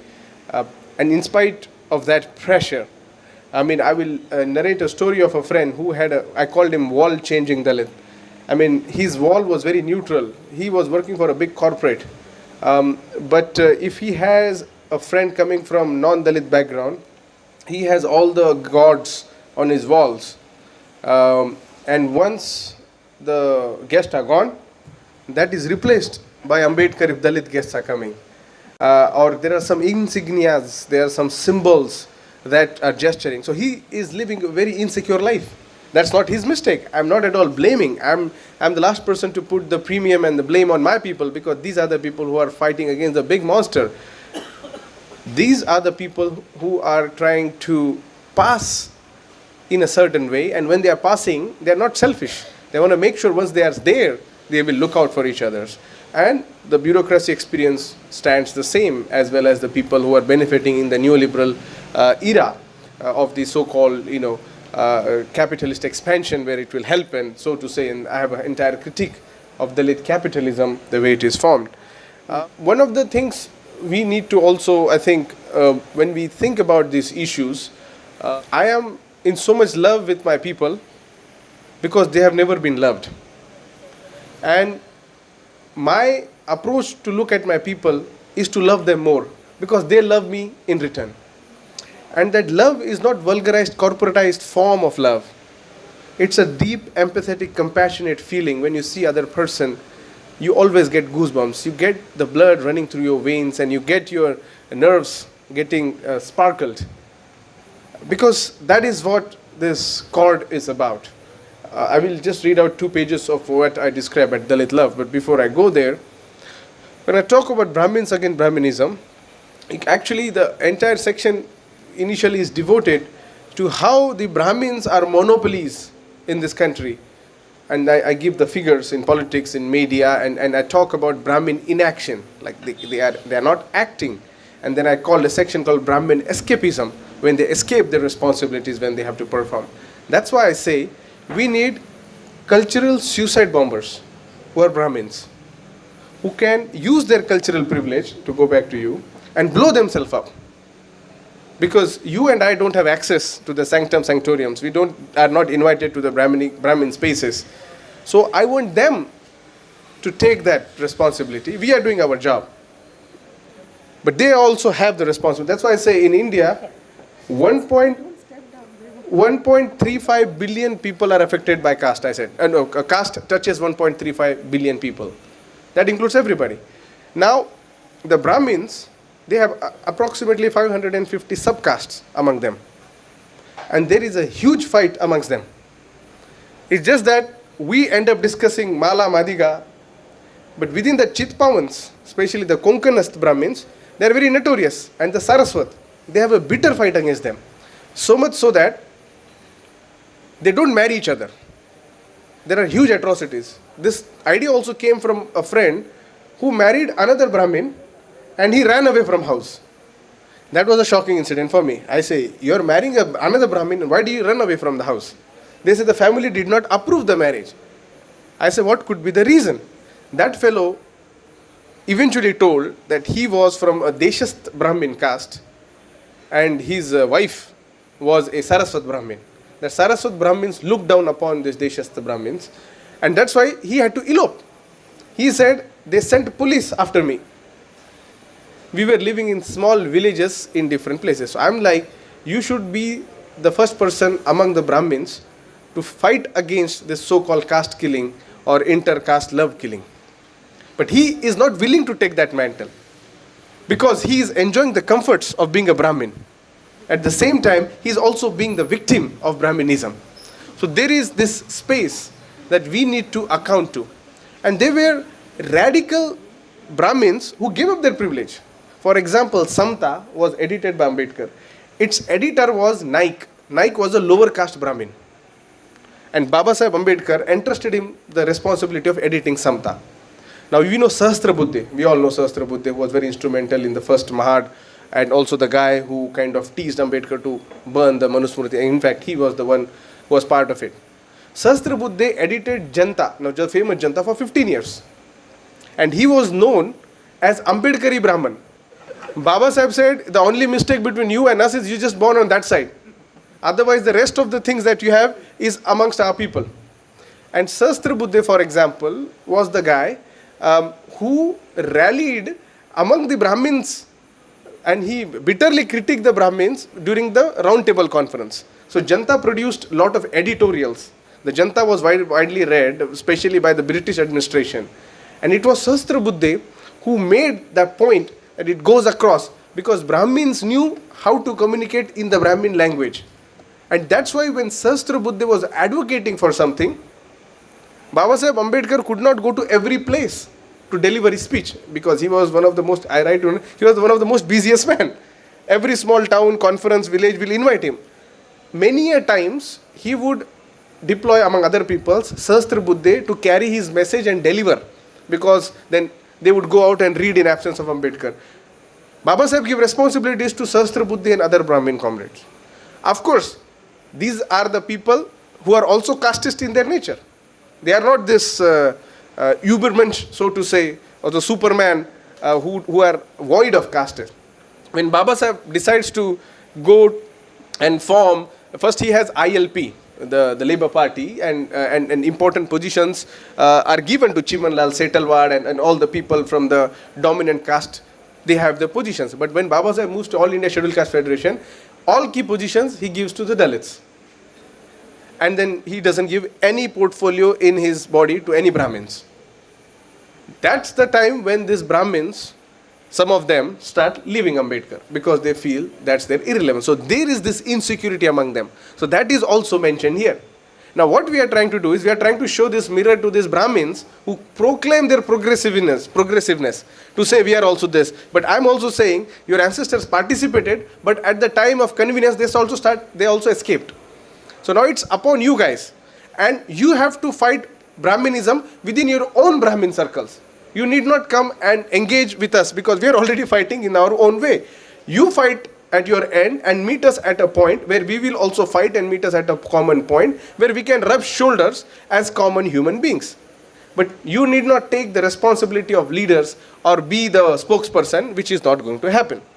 But what happens in contemporary BSP context, for example, one Mishra, one Brahmin, sends fear across all the people, Dalits, who believe in Bahujan Samaj Party. Every Dalit, or every Bahujan, for matter of fact, believes that it's because of one Mishra, the Satish Mishra, entire BSP is in trembles. How much of insecurity this caste has made that one man is creating fears among you, and you still think within the slave mentality that one Brahmin can rule you. Why can't you think that he is a servant of Mayavati? Mayavati is using a Brahmin for her own purposes. Why can't we think that? And I think that is the kind of messaging we need to deploy. I will just read quickly about the Dalit love, because that's one of the things, sir. So the section is called Dalit love. Before we analyze the Dalit condition, it's on 45. We analyze the Dalit condition and the catastrophe that is the caste system. We need to understand the collective experience of Dalit survival. What has enabled the Dalit community to survive amidst the generations of inferiority imposed upon them, upon their minds? What has enabled it to reproduce the next generation and hope for a change? What are the important factors to draw such courage to face the powerful without losing the hope due to the fear of Brahminical terrorism? The reasons vary.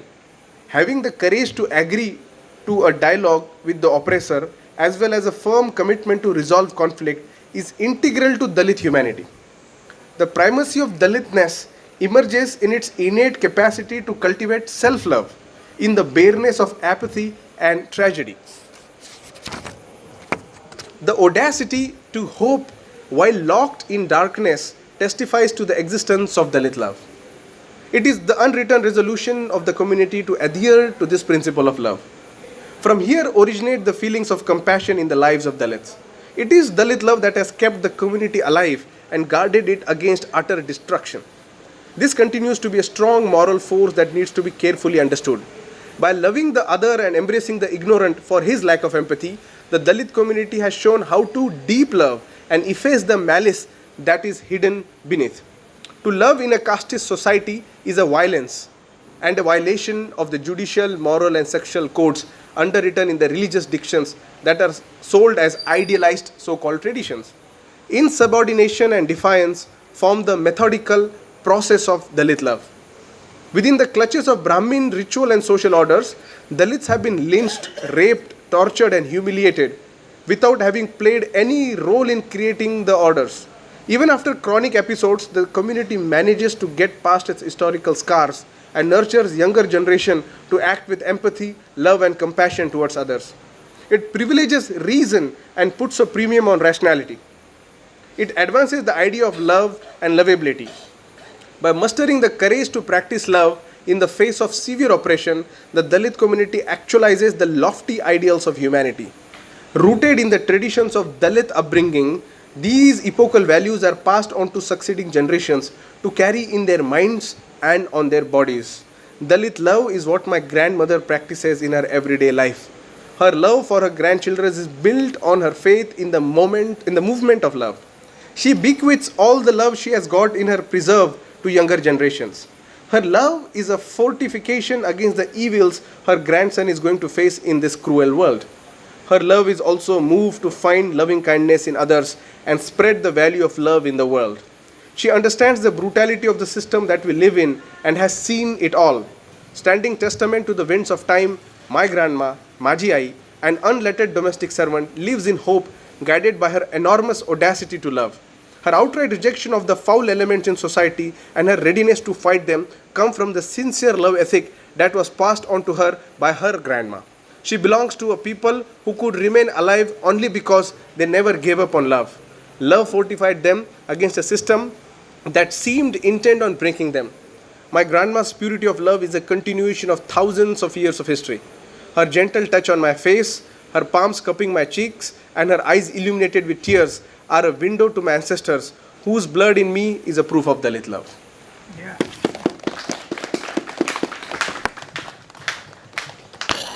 Okay, I'm Saujanya. I'm a professor of gender studies from PISS Hyderabad. Pleasure meeting you. Yeah. So my question is, I didn't read your book also.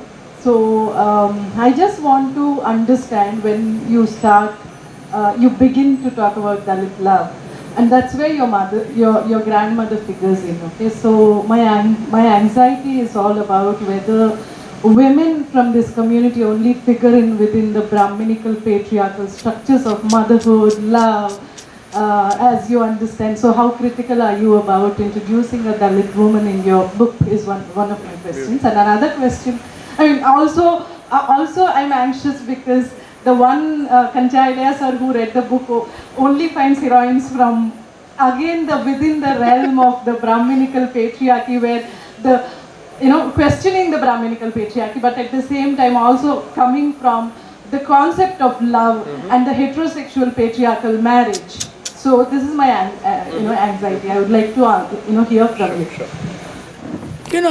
A brief answer, rather my own opinion. Caste has killed everybody in this country. It is not just only Dalit. Even the Brahmin has suffered, Brahmin women suffered more than Dalit women. If you read Why I Am Not a Hindu, you will realize how Dalit OBC women. And yesterday, Faizan Mustafa wrote an article on Muslim women in Indian Express. And there he narrated a shocking thing for me. He said in Masjid,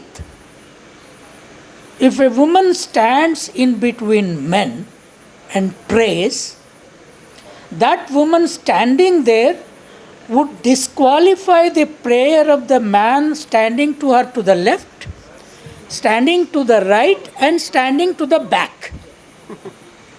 And then only man whose prayer remains qualified is to the front of the woman. I thought if this is so, no SC, ST, OBC woman should become a Muslim. Because our women have a lot of freedom to go into the temple and have even sex there. No problem. That is what temples are in this country. In this country. See, Brahmins have not written against caste at any time. And Muslims, for 1,000 years they have ruled, not written anything about caste.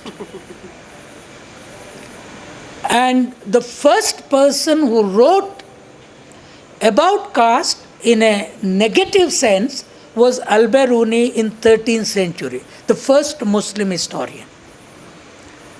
And I was asking all my Muslim friends, including in their conferences, why should an OBC, me, support you? Did you write a single book against caste in Arabic or Persian or Urdu? No. Excuse me, Doctor. So the question is, today the Brahmins did not write against caste. Till Mahatma Phule came, whatever little Buddha spoke against, it was a very vague speaking. Yeah, exactly. Till Mahatma Phule came, an experienced writing began and the questioning started. And Ambedkar carried the burden. And tragically what Madhavrao was saying, caste today, Brahmanism or Hinduism as a religion today survives because of my community called Shudras. We carry the pallaki, palki, See, making the Brahmins sit in it, we carry it.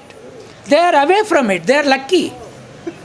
They are not carrying the pallaki because they are untouchables, no. Luckily untouchables for, because they should not carry, but we carry.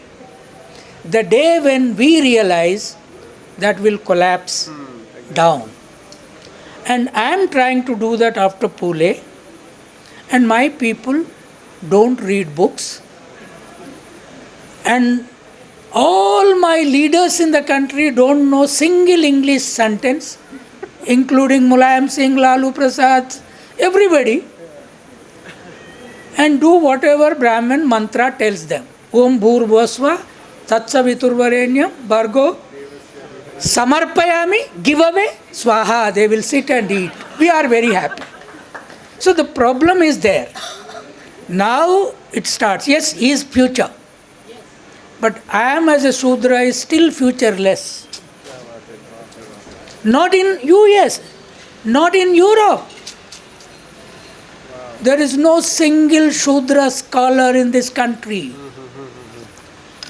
There are Brahmin scholars for them. There are Dalit scholars for them and us. But we don't listen to them. We don't think that Ambedkar is ours.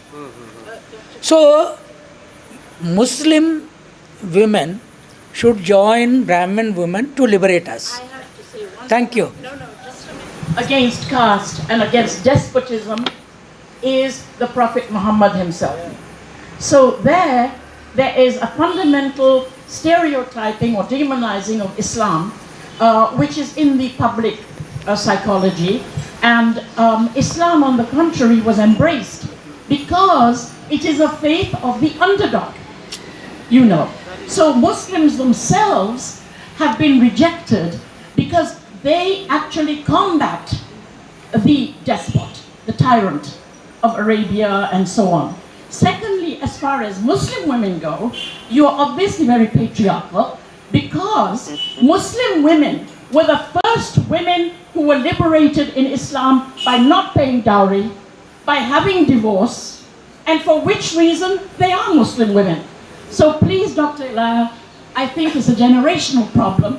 We have to realize that Muslim women have been feminists from day one. Thank you. Okay. Thank you, Saujanya, and thank you, everybody, for this interactive conversation. I will just immediately respond to what was raised by the honorable lady here. I think when she's mentioning Islam, I think she's also undermining the cultural currents of Islam. When she mentions Prophet Muhammad, she's talking in a certain Arabic context. When the Islam comes to India, it becomes casteized Islam, and we know, especially when it comes to Christianity and Islam, the majority of converts were firstly Shudras and the untouchables. And as well as we don't have any glorious stories, so to say, from the Islamic world, from the Dalits that has come. And that's the moment we need to come and acknowledge and reckon with. We have stories of Mughal rulers and their princes and then this Rajputs who converted to Islam and their glories being represented. But I don't see myself as my ancestor who's converted to Islam being represented as some matriarch or patriarch person who Islam has really upheld. But again, you know, we might go about tyrannizing each other and we will break our heads to find rationality in this order. I think I also get your point, Saujanya, about, see, one of the things Professor Eli also mentioned, the primary nexus of caste relies, I think, on controlling the sexual desires and the sexuality of women per se. And I think from there, it kind of expands exponentially. By not exclusively focusing wholesome, although I write about Dalit women very briefly, but in the context of how the patriarchy within the certain movements exist.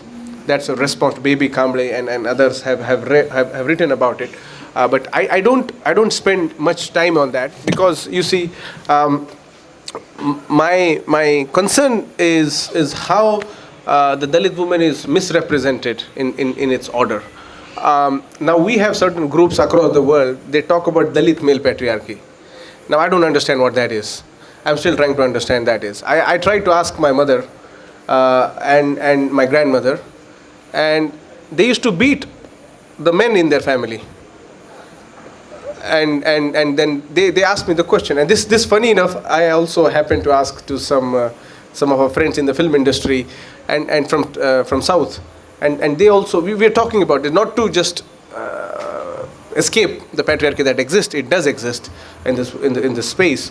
But there are this, and I think Manisha was also part of a conversation in Brandeis when some mischievous, and she had kind of countered it, took head on the question, because there is in no way, when I talk about my grandmother, I look at her as my grandmother. There is no other person that I can see the affinity that she grants me. She grants me the comfort. And that grandmotherness is not tied to necessary the stereotypical. Her love is a Dalit love. That's a beyond. It's a secular concept. It's not a concept that is confined or that is ahistorical. It is deeply historical. And what I think is, why did the Dalits still manage to survive? I think it's their capacity to love. They have not given up on that. The day Dalits will give up on loving, we will have series of civil wars. Yeah. India has not witnessed that bloodshed because, and I think India as a whole should be grateful for Dalits have not given up on loving others. And I think this is the one central thing that I need to tell the world. And again, in a feminist perspective, I am open to criticisms if it comes to the way you have constructed, because it will again embolden more conversations that are under this. We need to scratch more. When I also talk about my mother, their experience of patriarchy was surrounded around the economism of life. Meaning, her lack of access to certain finances or certain economic advances, she looked through patriarchy through that lens. Whereas in the Brahminical world, it's a spiritual patriarchy. It is granted in that world. And so when my mother is complaining against my father, I'm just giving a personal example, or my grandmother complaining against my grandfather, they are actually talking through this economic formula that they are not fitting into. And their criticism is coming through that lens. But if you talk about how much of a spiritual atrocity the thing, most likely my grandmother will adhere to also that there exist. They will say there have been a lot of our husbands beat us up and also societies. But my mother would also say, and grandmother, we also beat them up. This is a true story. And I took offense when I was a kid when my mother told. But then when you look through broader spectrum, the agency granted to them, because you see they carried all they know how to use the same utensils to use as a weapon. And they've been using it. We heard once this woman beat a crocodile somewhere when she was with a frying pan or something, or utensils. You see, so these are the and our utensils and all, they come from this specific copper or whatever you call it, the ore. Ragi. Yeah, these are fundamentally different than the way we look through Brahminical contexts and concepts. These are very ghee kind of people who are very malnourished in their idea of revolt. Whereas in this tradition, we need to pay attention to that. If we quickly jump into the and maybe of course I'm going to give this to Manisha as well, but if we quickly jump into the identifying the patriarchal norms, which they exist, but non-Brahminical patriarchal norms, then I think we need to pay attention to how that has influenced the rethinking of this model.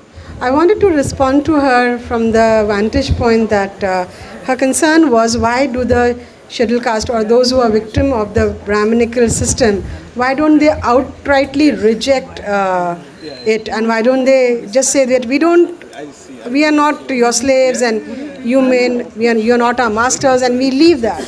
But the only answer would be that it's through coercion and indoctrination, and through a penal code system that it was bought out. This allowing or making the scheduled caste into subjugation and accepting the subjugation. As we see today, intercaste marriage is not only about a person or two persons making their choices, but it is also about accepting the entire cultural framework and system from the other side and assimilating it. Also, when it comes to the hierarchical system, it's more important. Why is caste different from the other divisions all over the world? It's always associated with a consequence which is brutal and violence-ridden. The violence can be through the state, or it could be through within your family members. Means Brahminism has been so shrewd, and it's been more ingenious in that way, that it's not necessary for it to have your enemies placed at the state level or at the other caste level. It has also placed the enemies within your community, within the subcaste, within the family in form of patriarchy. So the moment you transgress those lines of norms set by the Brahminical this thing, there is a violent consequence to it. So today, when we see, in today's India, it doesn't matter really if anybody eats beef or not. Or if whatever the norms, the power comes not from what anybody is eating and whether it is your choice or not. Power is that the Brahmin will decide, and it is the Brahmin's decision whether it is being affected upon or not. You may say anything, and then the Brahmin through his network, whether it is through the Kshatriyas or the economical Banyas or the Shudras through its religious terrorism, cultural terrorism. So there is a fear ingrained as well as a coercion and a consequence.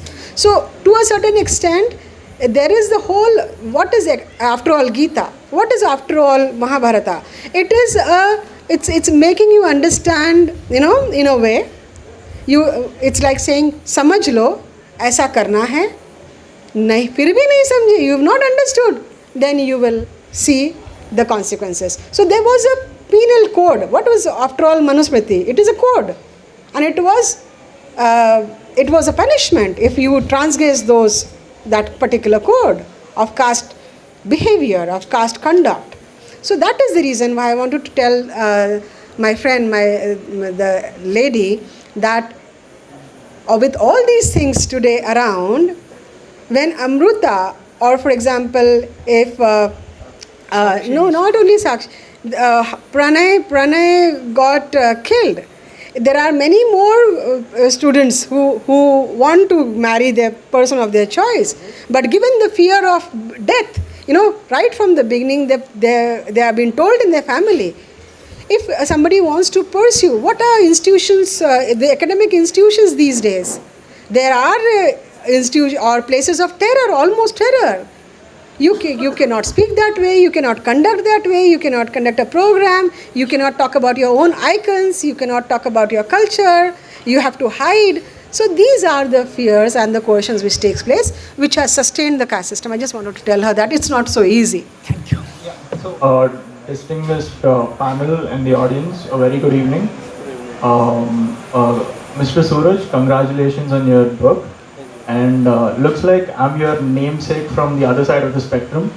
By that I mean that I am a Brahmin and a Suraj. Yeah, and I've come here and this is something new. I've not much been in liberals in such artistic venues as such. So first of all, I would like to just note down a few things because I'm kind of nervous and I might forget a few things. So, No, speak open, no problem. Yeah, so I would like to just give my point of view, and probably if I come up with a question in the end, that would be great, I guess. So normally in my family, like you said, since I was born, since I was young, we were told that it is a privilege to be born in a Brahmin family, and it takes a lot of you must have done a lot of good things in your past life to be born as a Brahmin in this life, so on and so forth. And at the age of around 12, in my 10th grade, I was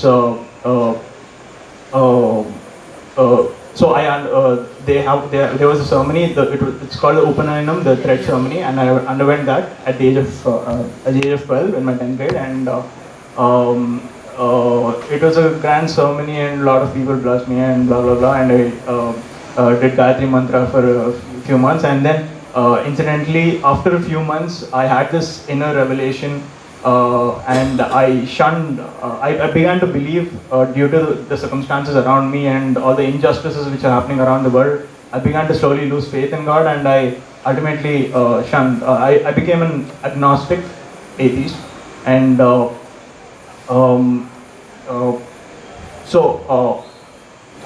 Sure. Yeah, Okay. And so in my friend circle and as such, usually there are a lot of people who complain in the education sector saying that I could have gotten into this particular institute if only I was this belong to a lower caste. Just because I belong to general category, I lost it, and this guy who is from lower caste got it. So the general, I would say in my circle, the general thinking is. They don't deserve it, first thing, and the intellectual capacity is degrading because of promoting people who get 75% instead of 90%, and such, and which I disagree with. I clearly see, I've seen the atrocity. I follow news closely, and I see the atrocities which are committed against caste and such. So I disagree with them. But then the more rational people, there are two arguments. There's one single argument which comes to my mind right now. They say, and they may be wrong about this.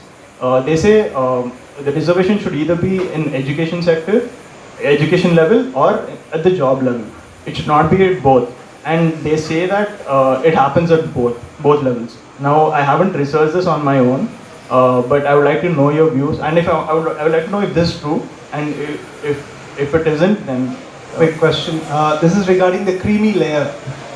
We often come across, a lot of Dalits who are, flourish and become prosperous. They started to follow the Brahminism as well. They are the new Brahmins of India. So is it not the systemic problem that we need to address it?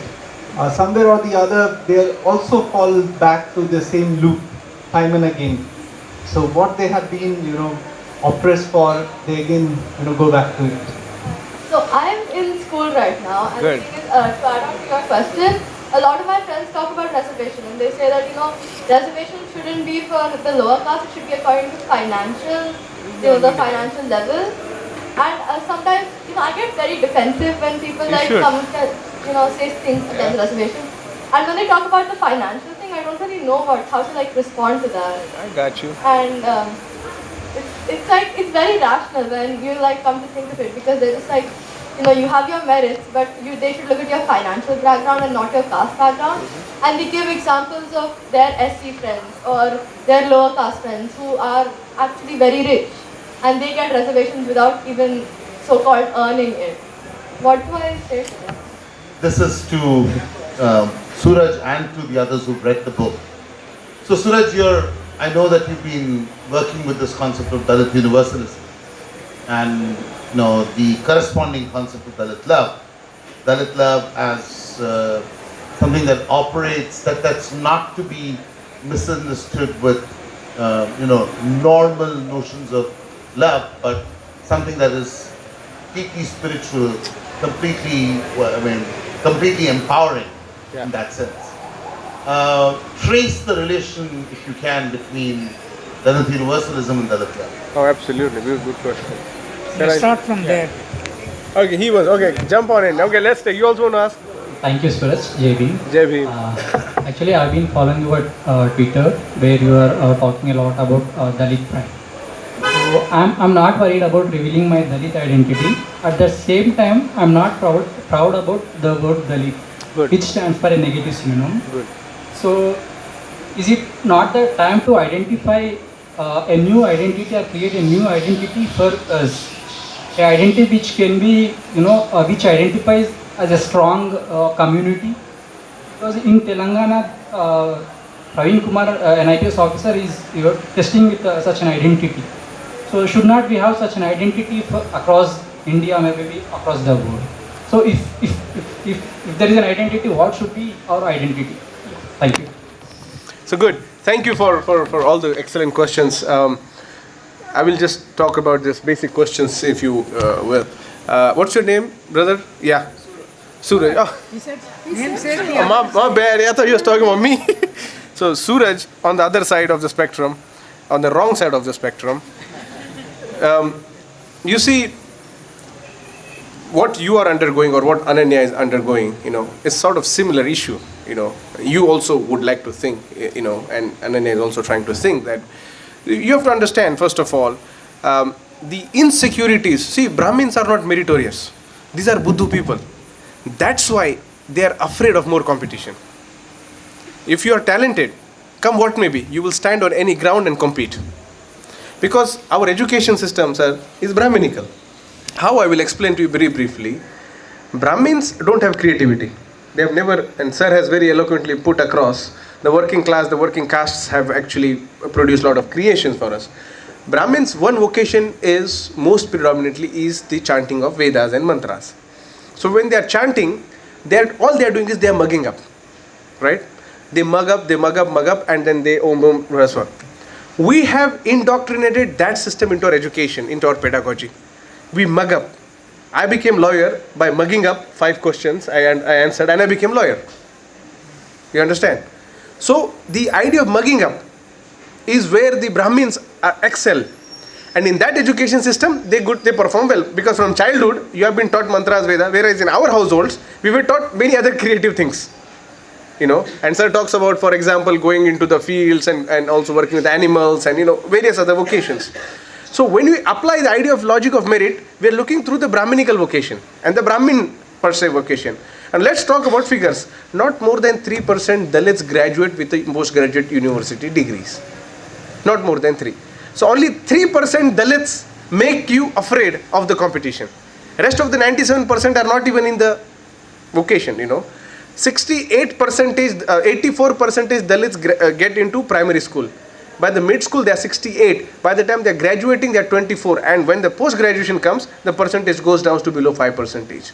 Now you see that trace how it is. So the person who is graduating with the university degree is actually a survivor of the Brahminical assault and the genocide that has been committed upon them. And so the person who is passing out is one of those few minute people who have to live under the overall living at all. Now Brahmins control 56% of India's wealth, the spiritual as well as the socio-economic wealth. We recently have top 1% according to the CSD. 58.4% India's wealth is owned by top 1%, and these are overwhelmingly Brahmin and Baniyas. And top 10% own 80% of India's wealth.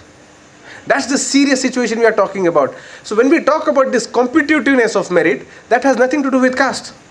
If we really want to have competition, let's have competition not only through the Brahmin vocation, but also let's have competition how well you can rear an animal, how well you can milk a cow, how well you can. So if we apply all those similar forms of competitions, whatever is the outcome, we can talk about the merit.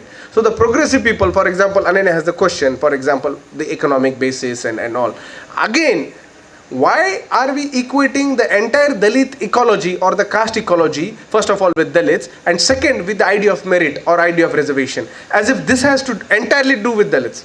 I already said this is confining the Dalits. In fact, there's only limited positions they are given, and in fact when they are promoting into various jobs, they again face atrocious kinds of humiliations. So this is the insecurity of so-called Brahmins or the progressives who don't want to tackle the issue head-on.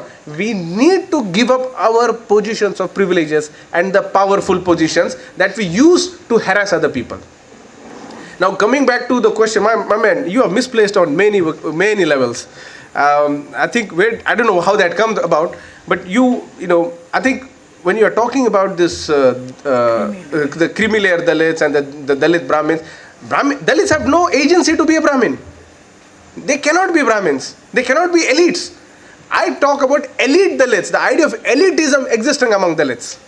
That's a fundamental difference I'm talking about, and no one should disagree with that. There is elitism among Dalits, and they are constructed into the class. That's why if we want to tackle caste, we need to address the issue of class too, or else we will reproduce class hierarchies where again caste will come in various forms, and we have that in perpetuating in various levels. So we should be slightly kind of dissonant with this fact that these Dalits are now the new Brahmins who are now, they don't have agency, they can't do anything. Even if they want to go and harass fellow Dalits, the majority Dalits will fight them back. They can't go into slums and tell, hey, no, there will be a counter retort. So we need to uphold that understanding, because you can oppress a person when you have the power. Dalits are powerless people. Just by getting some bureaucratic nomenclature power, that is not a power. That is your government position, whatever you have to do, and you do in a bureaucratic setup. That is a civic kind of arrangement we do in a society. Power is where even if you blink your eye, the entire system will, they will bow before you. Like your this Telangana CM kind of honor. They all beg to Brahmins. An illiterate, mendicant Brahmin. That's the power I'm talking about. A Buddha Brahmin becomes a good priest. A failed Brahmin is co-opted into becoming some temple. And this is example given by there was a Pashupatinath in Nepal. They have a very big Brahmin temple, and Indian Brahmins are gone there. His son wrote about the main priest, about how failed vocation it is, And again, in the priestly vocation, they also suffer. They don't have a break. If they sit on that puja 6 to 7 hours, they can't move. These are also their sufferings. I want Brahmins to talk how caste also harasses them, and they have to revolt the caste that harasses them and stop being, being the proponent of it. Finally, Biju, you really asked a very important question. Caste has localized people. You become a Reddy, you become a Kamma in your own small village or in all small fiefdom. Same Reddy Kamma goes to Delhi, becomes a cat or become a mouse, doesn't utter a word in confidence. At the moment the flight reaches Hyderabad or Amravati, wherever, he becomes like a strong man. Because their agency, they are very limited parochial people. They want to be kings in 10 people who are their slaves. Dalit, on the other hand, embraces the universal values. It's a universality. It dissociates the localism. It dissociates the parochial form of nationalist sentiments. It embraces the values of humanity where nobody is superior and nobody is lower. Everybody is equal. We are not trying to subvert the system in the way that we will be the new... No. We are asking for a minimum bare equality that we can stand. And how could this be possible? I want to try to inject the idea, especially among the Dalits who are undergoing some sort of inferiority complexes because the system has told them. I want them to self-love. If you are hating another Dalit, you are hating yourself first. You got to be loving yourself. And this self-love is what our ancestors have given us. It's just that we come into this Brahminical corridors and we immediately sort of become insecure, giving up our agency. That's where the insecurity of why should we call ourselves Dalits, why should we call ourselves whatever. My sense is, you call yourself whatever. You call yourself king. I don't have problem with you. Whatever I call to myself, don't have objection on that. If I am finding a value in the radicalism of Dalit, that is cutting across caste, class, and as well as regional and provincial lines, I want to embrace that universality. Of course, if you want to use whatever people call Buddhist love, use that. As long as it's going to liberate you. Is it going to liberate you or not? It has to be conditioned. And therefore, every kid and every young mind who is grown up with this immense, atrocious insecurities told to them from childhood that Prashant, you are not talented, don't do this, just go and do some clerical job or don't aspire for big. I want to tell my kids, especially across this whole spectrum, that you have immense talent and you can only achieve that how your ancestors have managed to. And how did they manage to? Is by not giving to love. Please love, and love is not a romantic, don't misconcept it with this, vulgarized form. It's a very powerful force. It can fight back. And that's what we are embracing. And that's why I call the Buddhist ethic of Maitri. Maitri is the idea of fellowship. It goes beyond idea of fraternity. Fellowship is where you own yourself. You are part of that commune. You're not an external kind of aspect. You grow together. And once we have this propagating among our youth and our people, the moment of self-love, we will stop finding faults in others. And that's also the idea of, bureaucrats are like this, elites are like this. That could be undermined is one of my aim. No, I just make one point and leave it, this question of reservation. Do you know even, what is her name? Ananya, that we don't want reservation.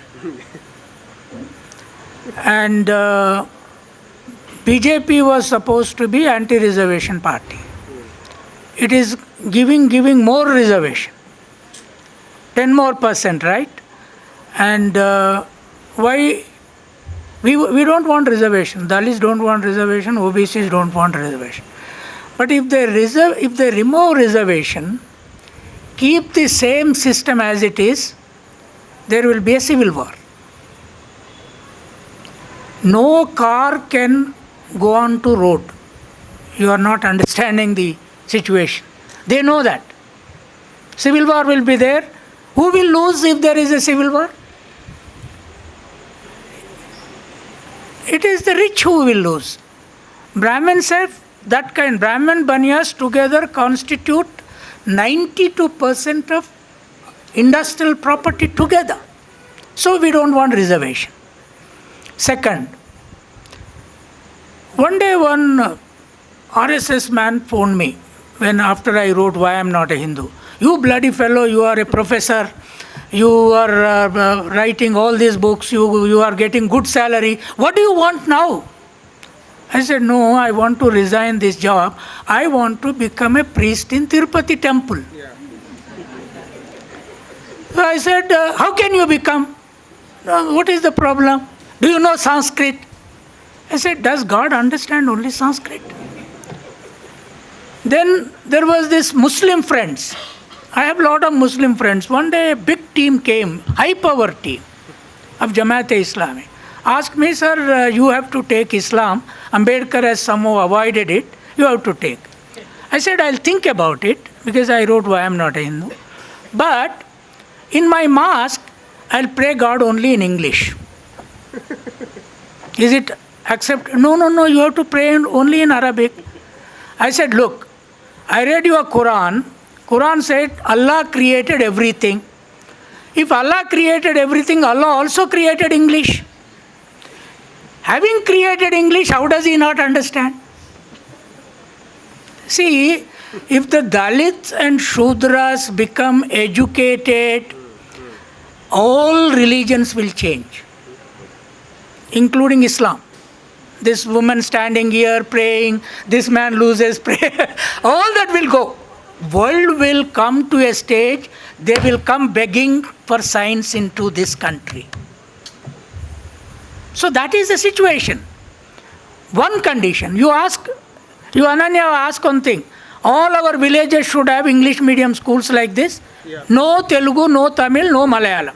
Like your school, SC, ST, OBC, tribals. Then remove reservation straight away.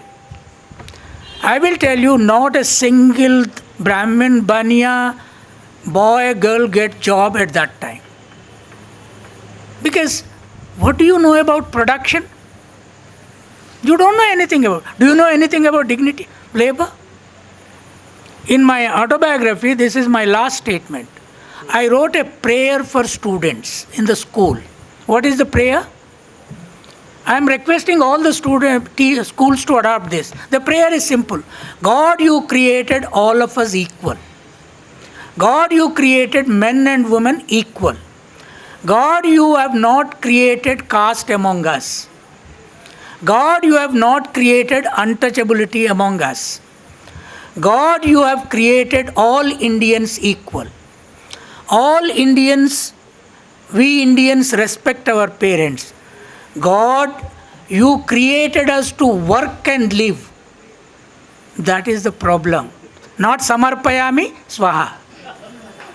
Very good. God, you created all of us to work and live. God, you created us as Indians. We Indians are proud Indians only when we work and live. Can you campaign in all schools that this should be their prayer? Is there anything wrong with this? Do you see anything wrong with this? God, you create. I'm not atheist. I was once. I'm now fully in communication with God every day. Communication with God. So therefore, let us pray that God, you created all of us equal. Brahminism will come down to the earth like a dead bird. Thank you. Thank you so much. I am well educated by these three people. I think I have been interacting with Prashant for quite some time, so there's not much I have learned from him today other than what I learned earlier. And a good debate, and I'm happy that your last statement was really the most powerful statement, the last intervention you made to that your namesake, this thing. It's a wonderful way of looking at things and appreciating things.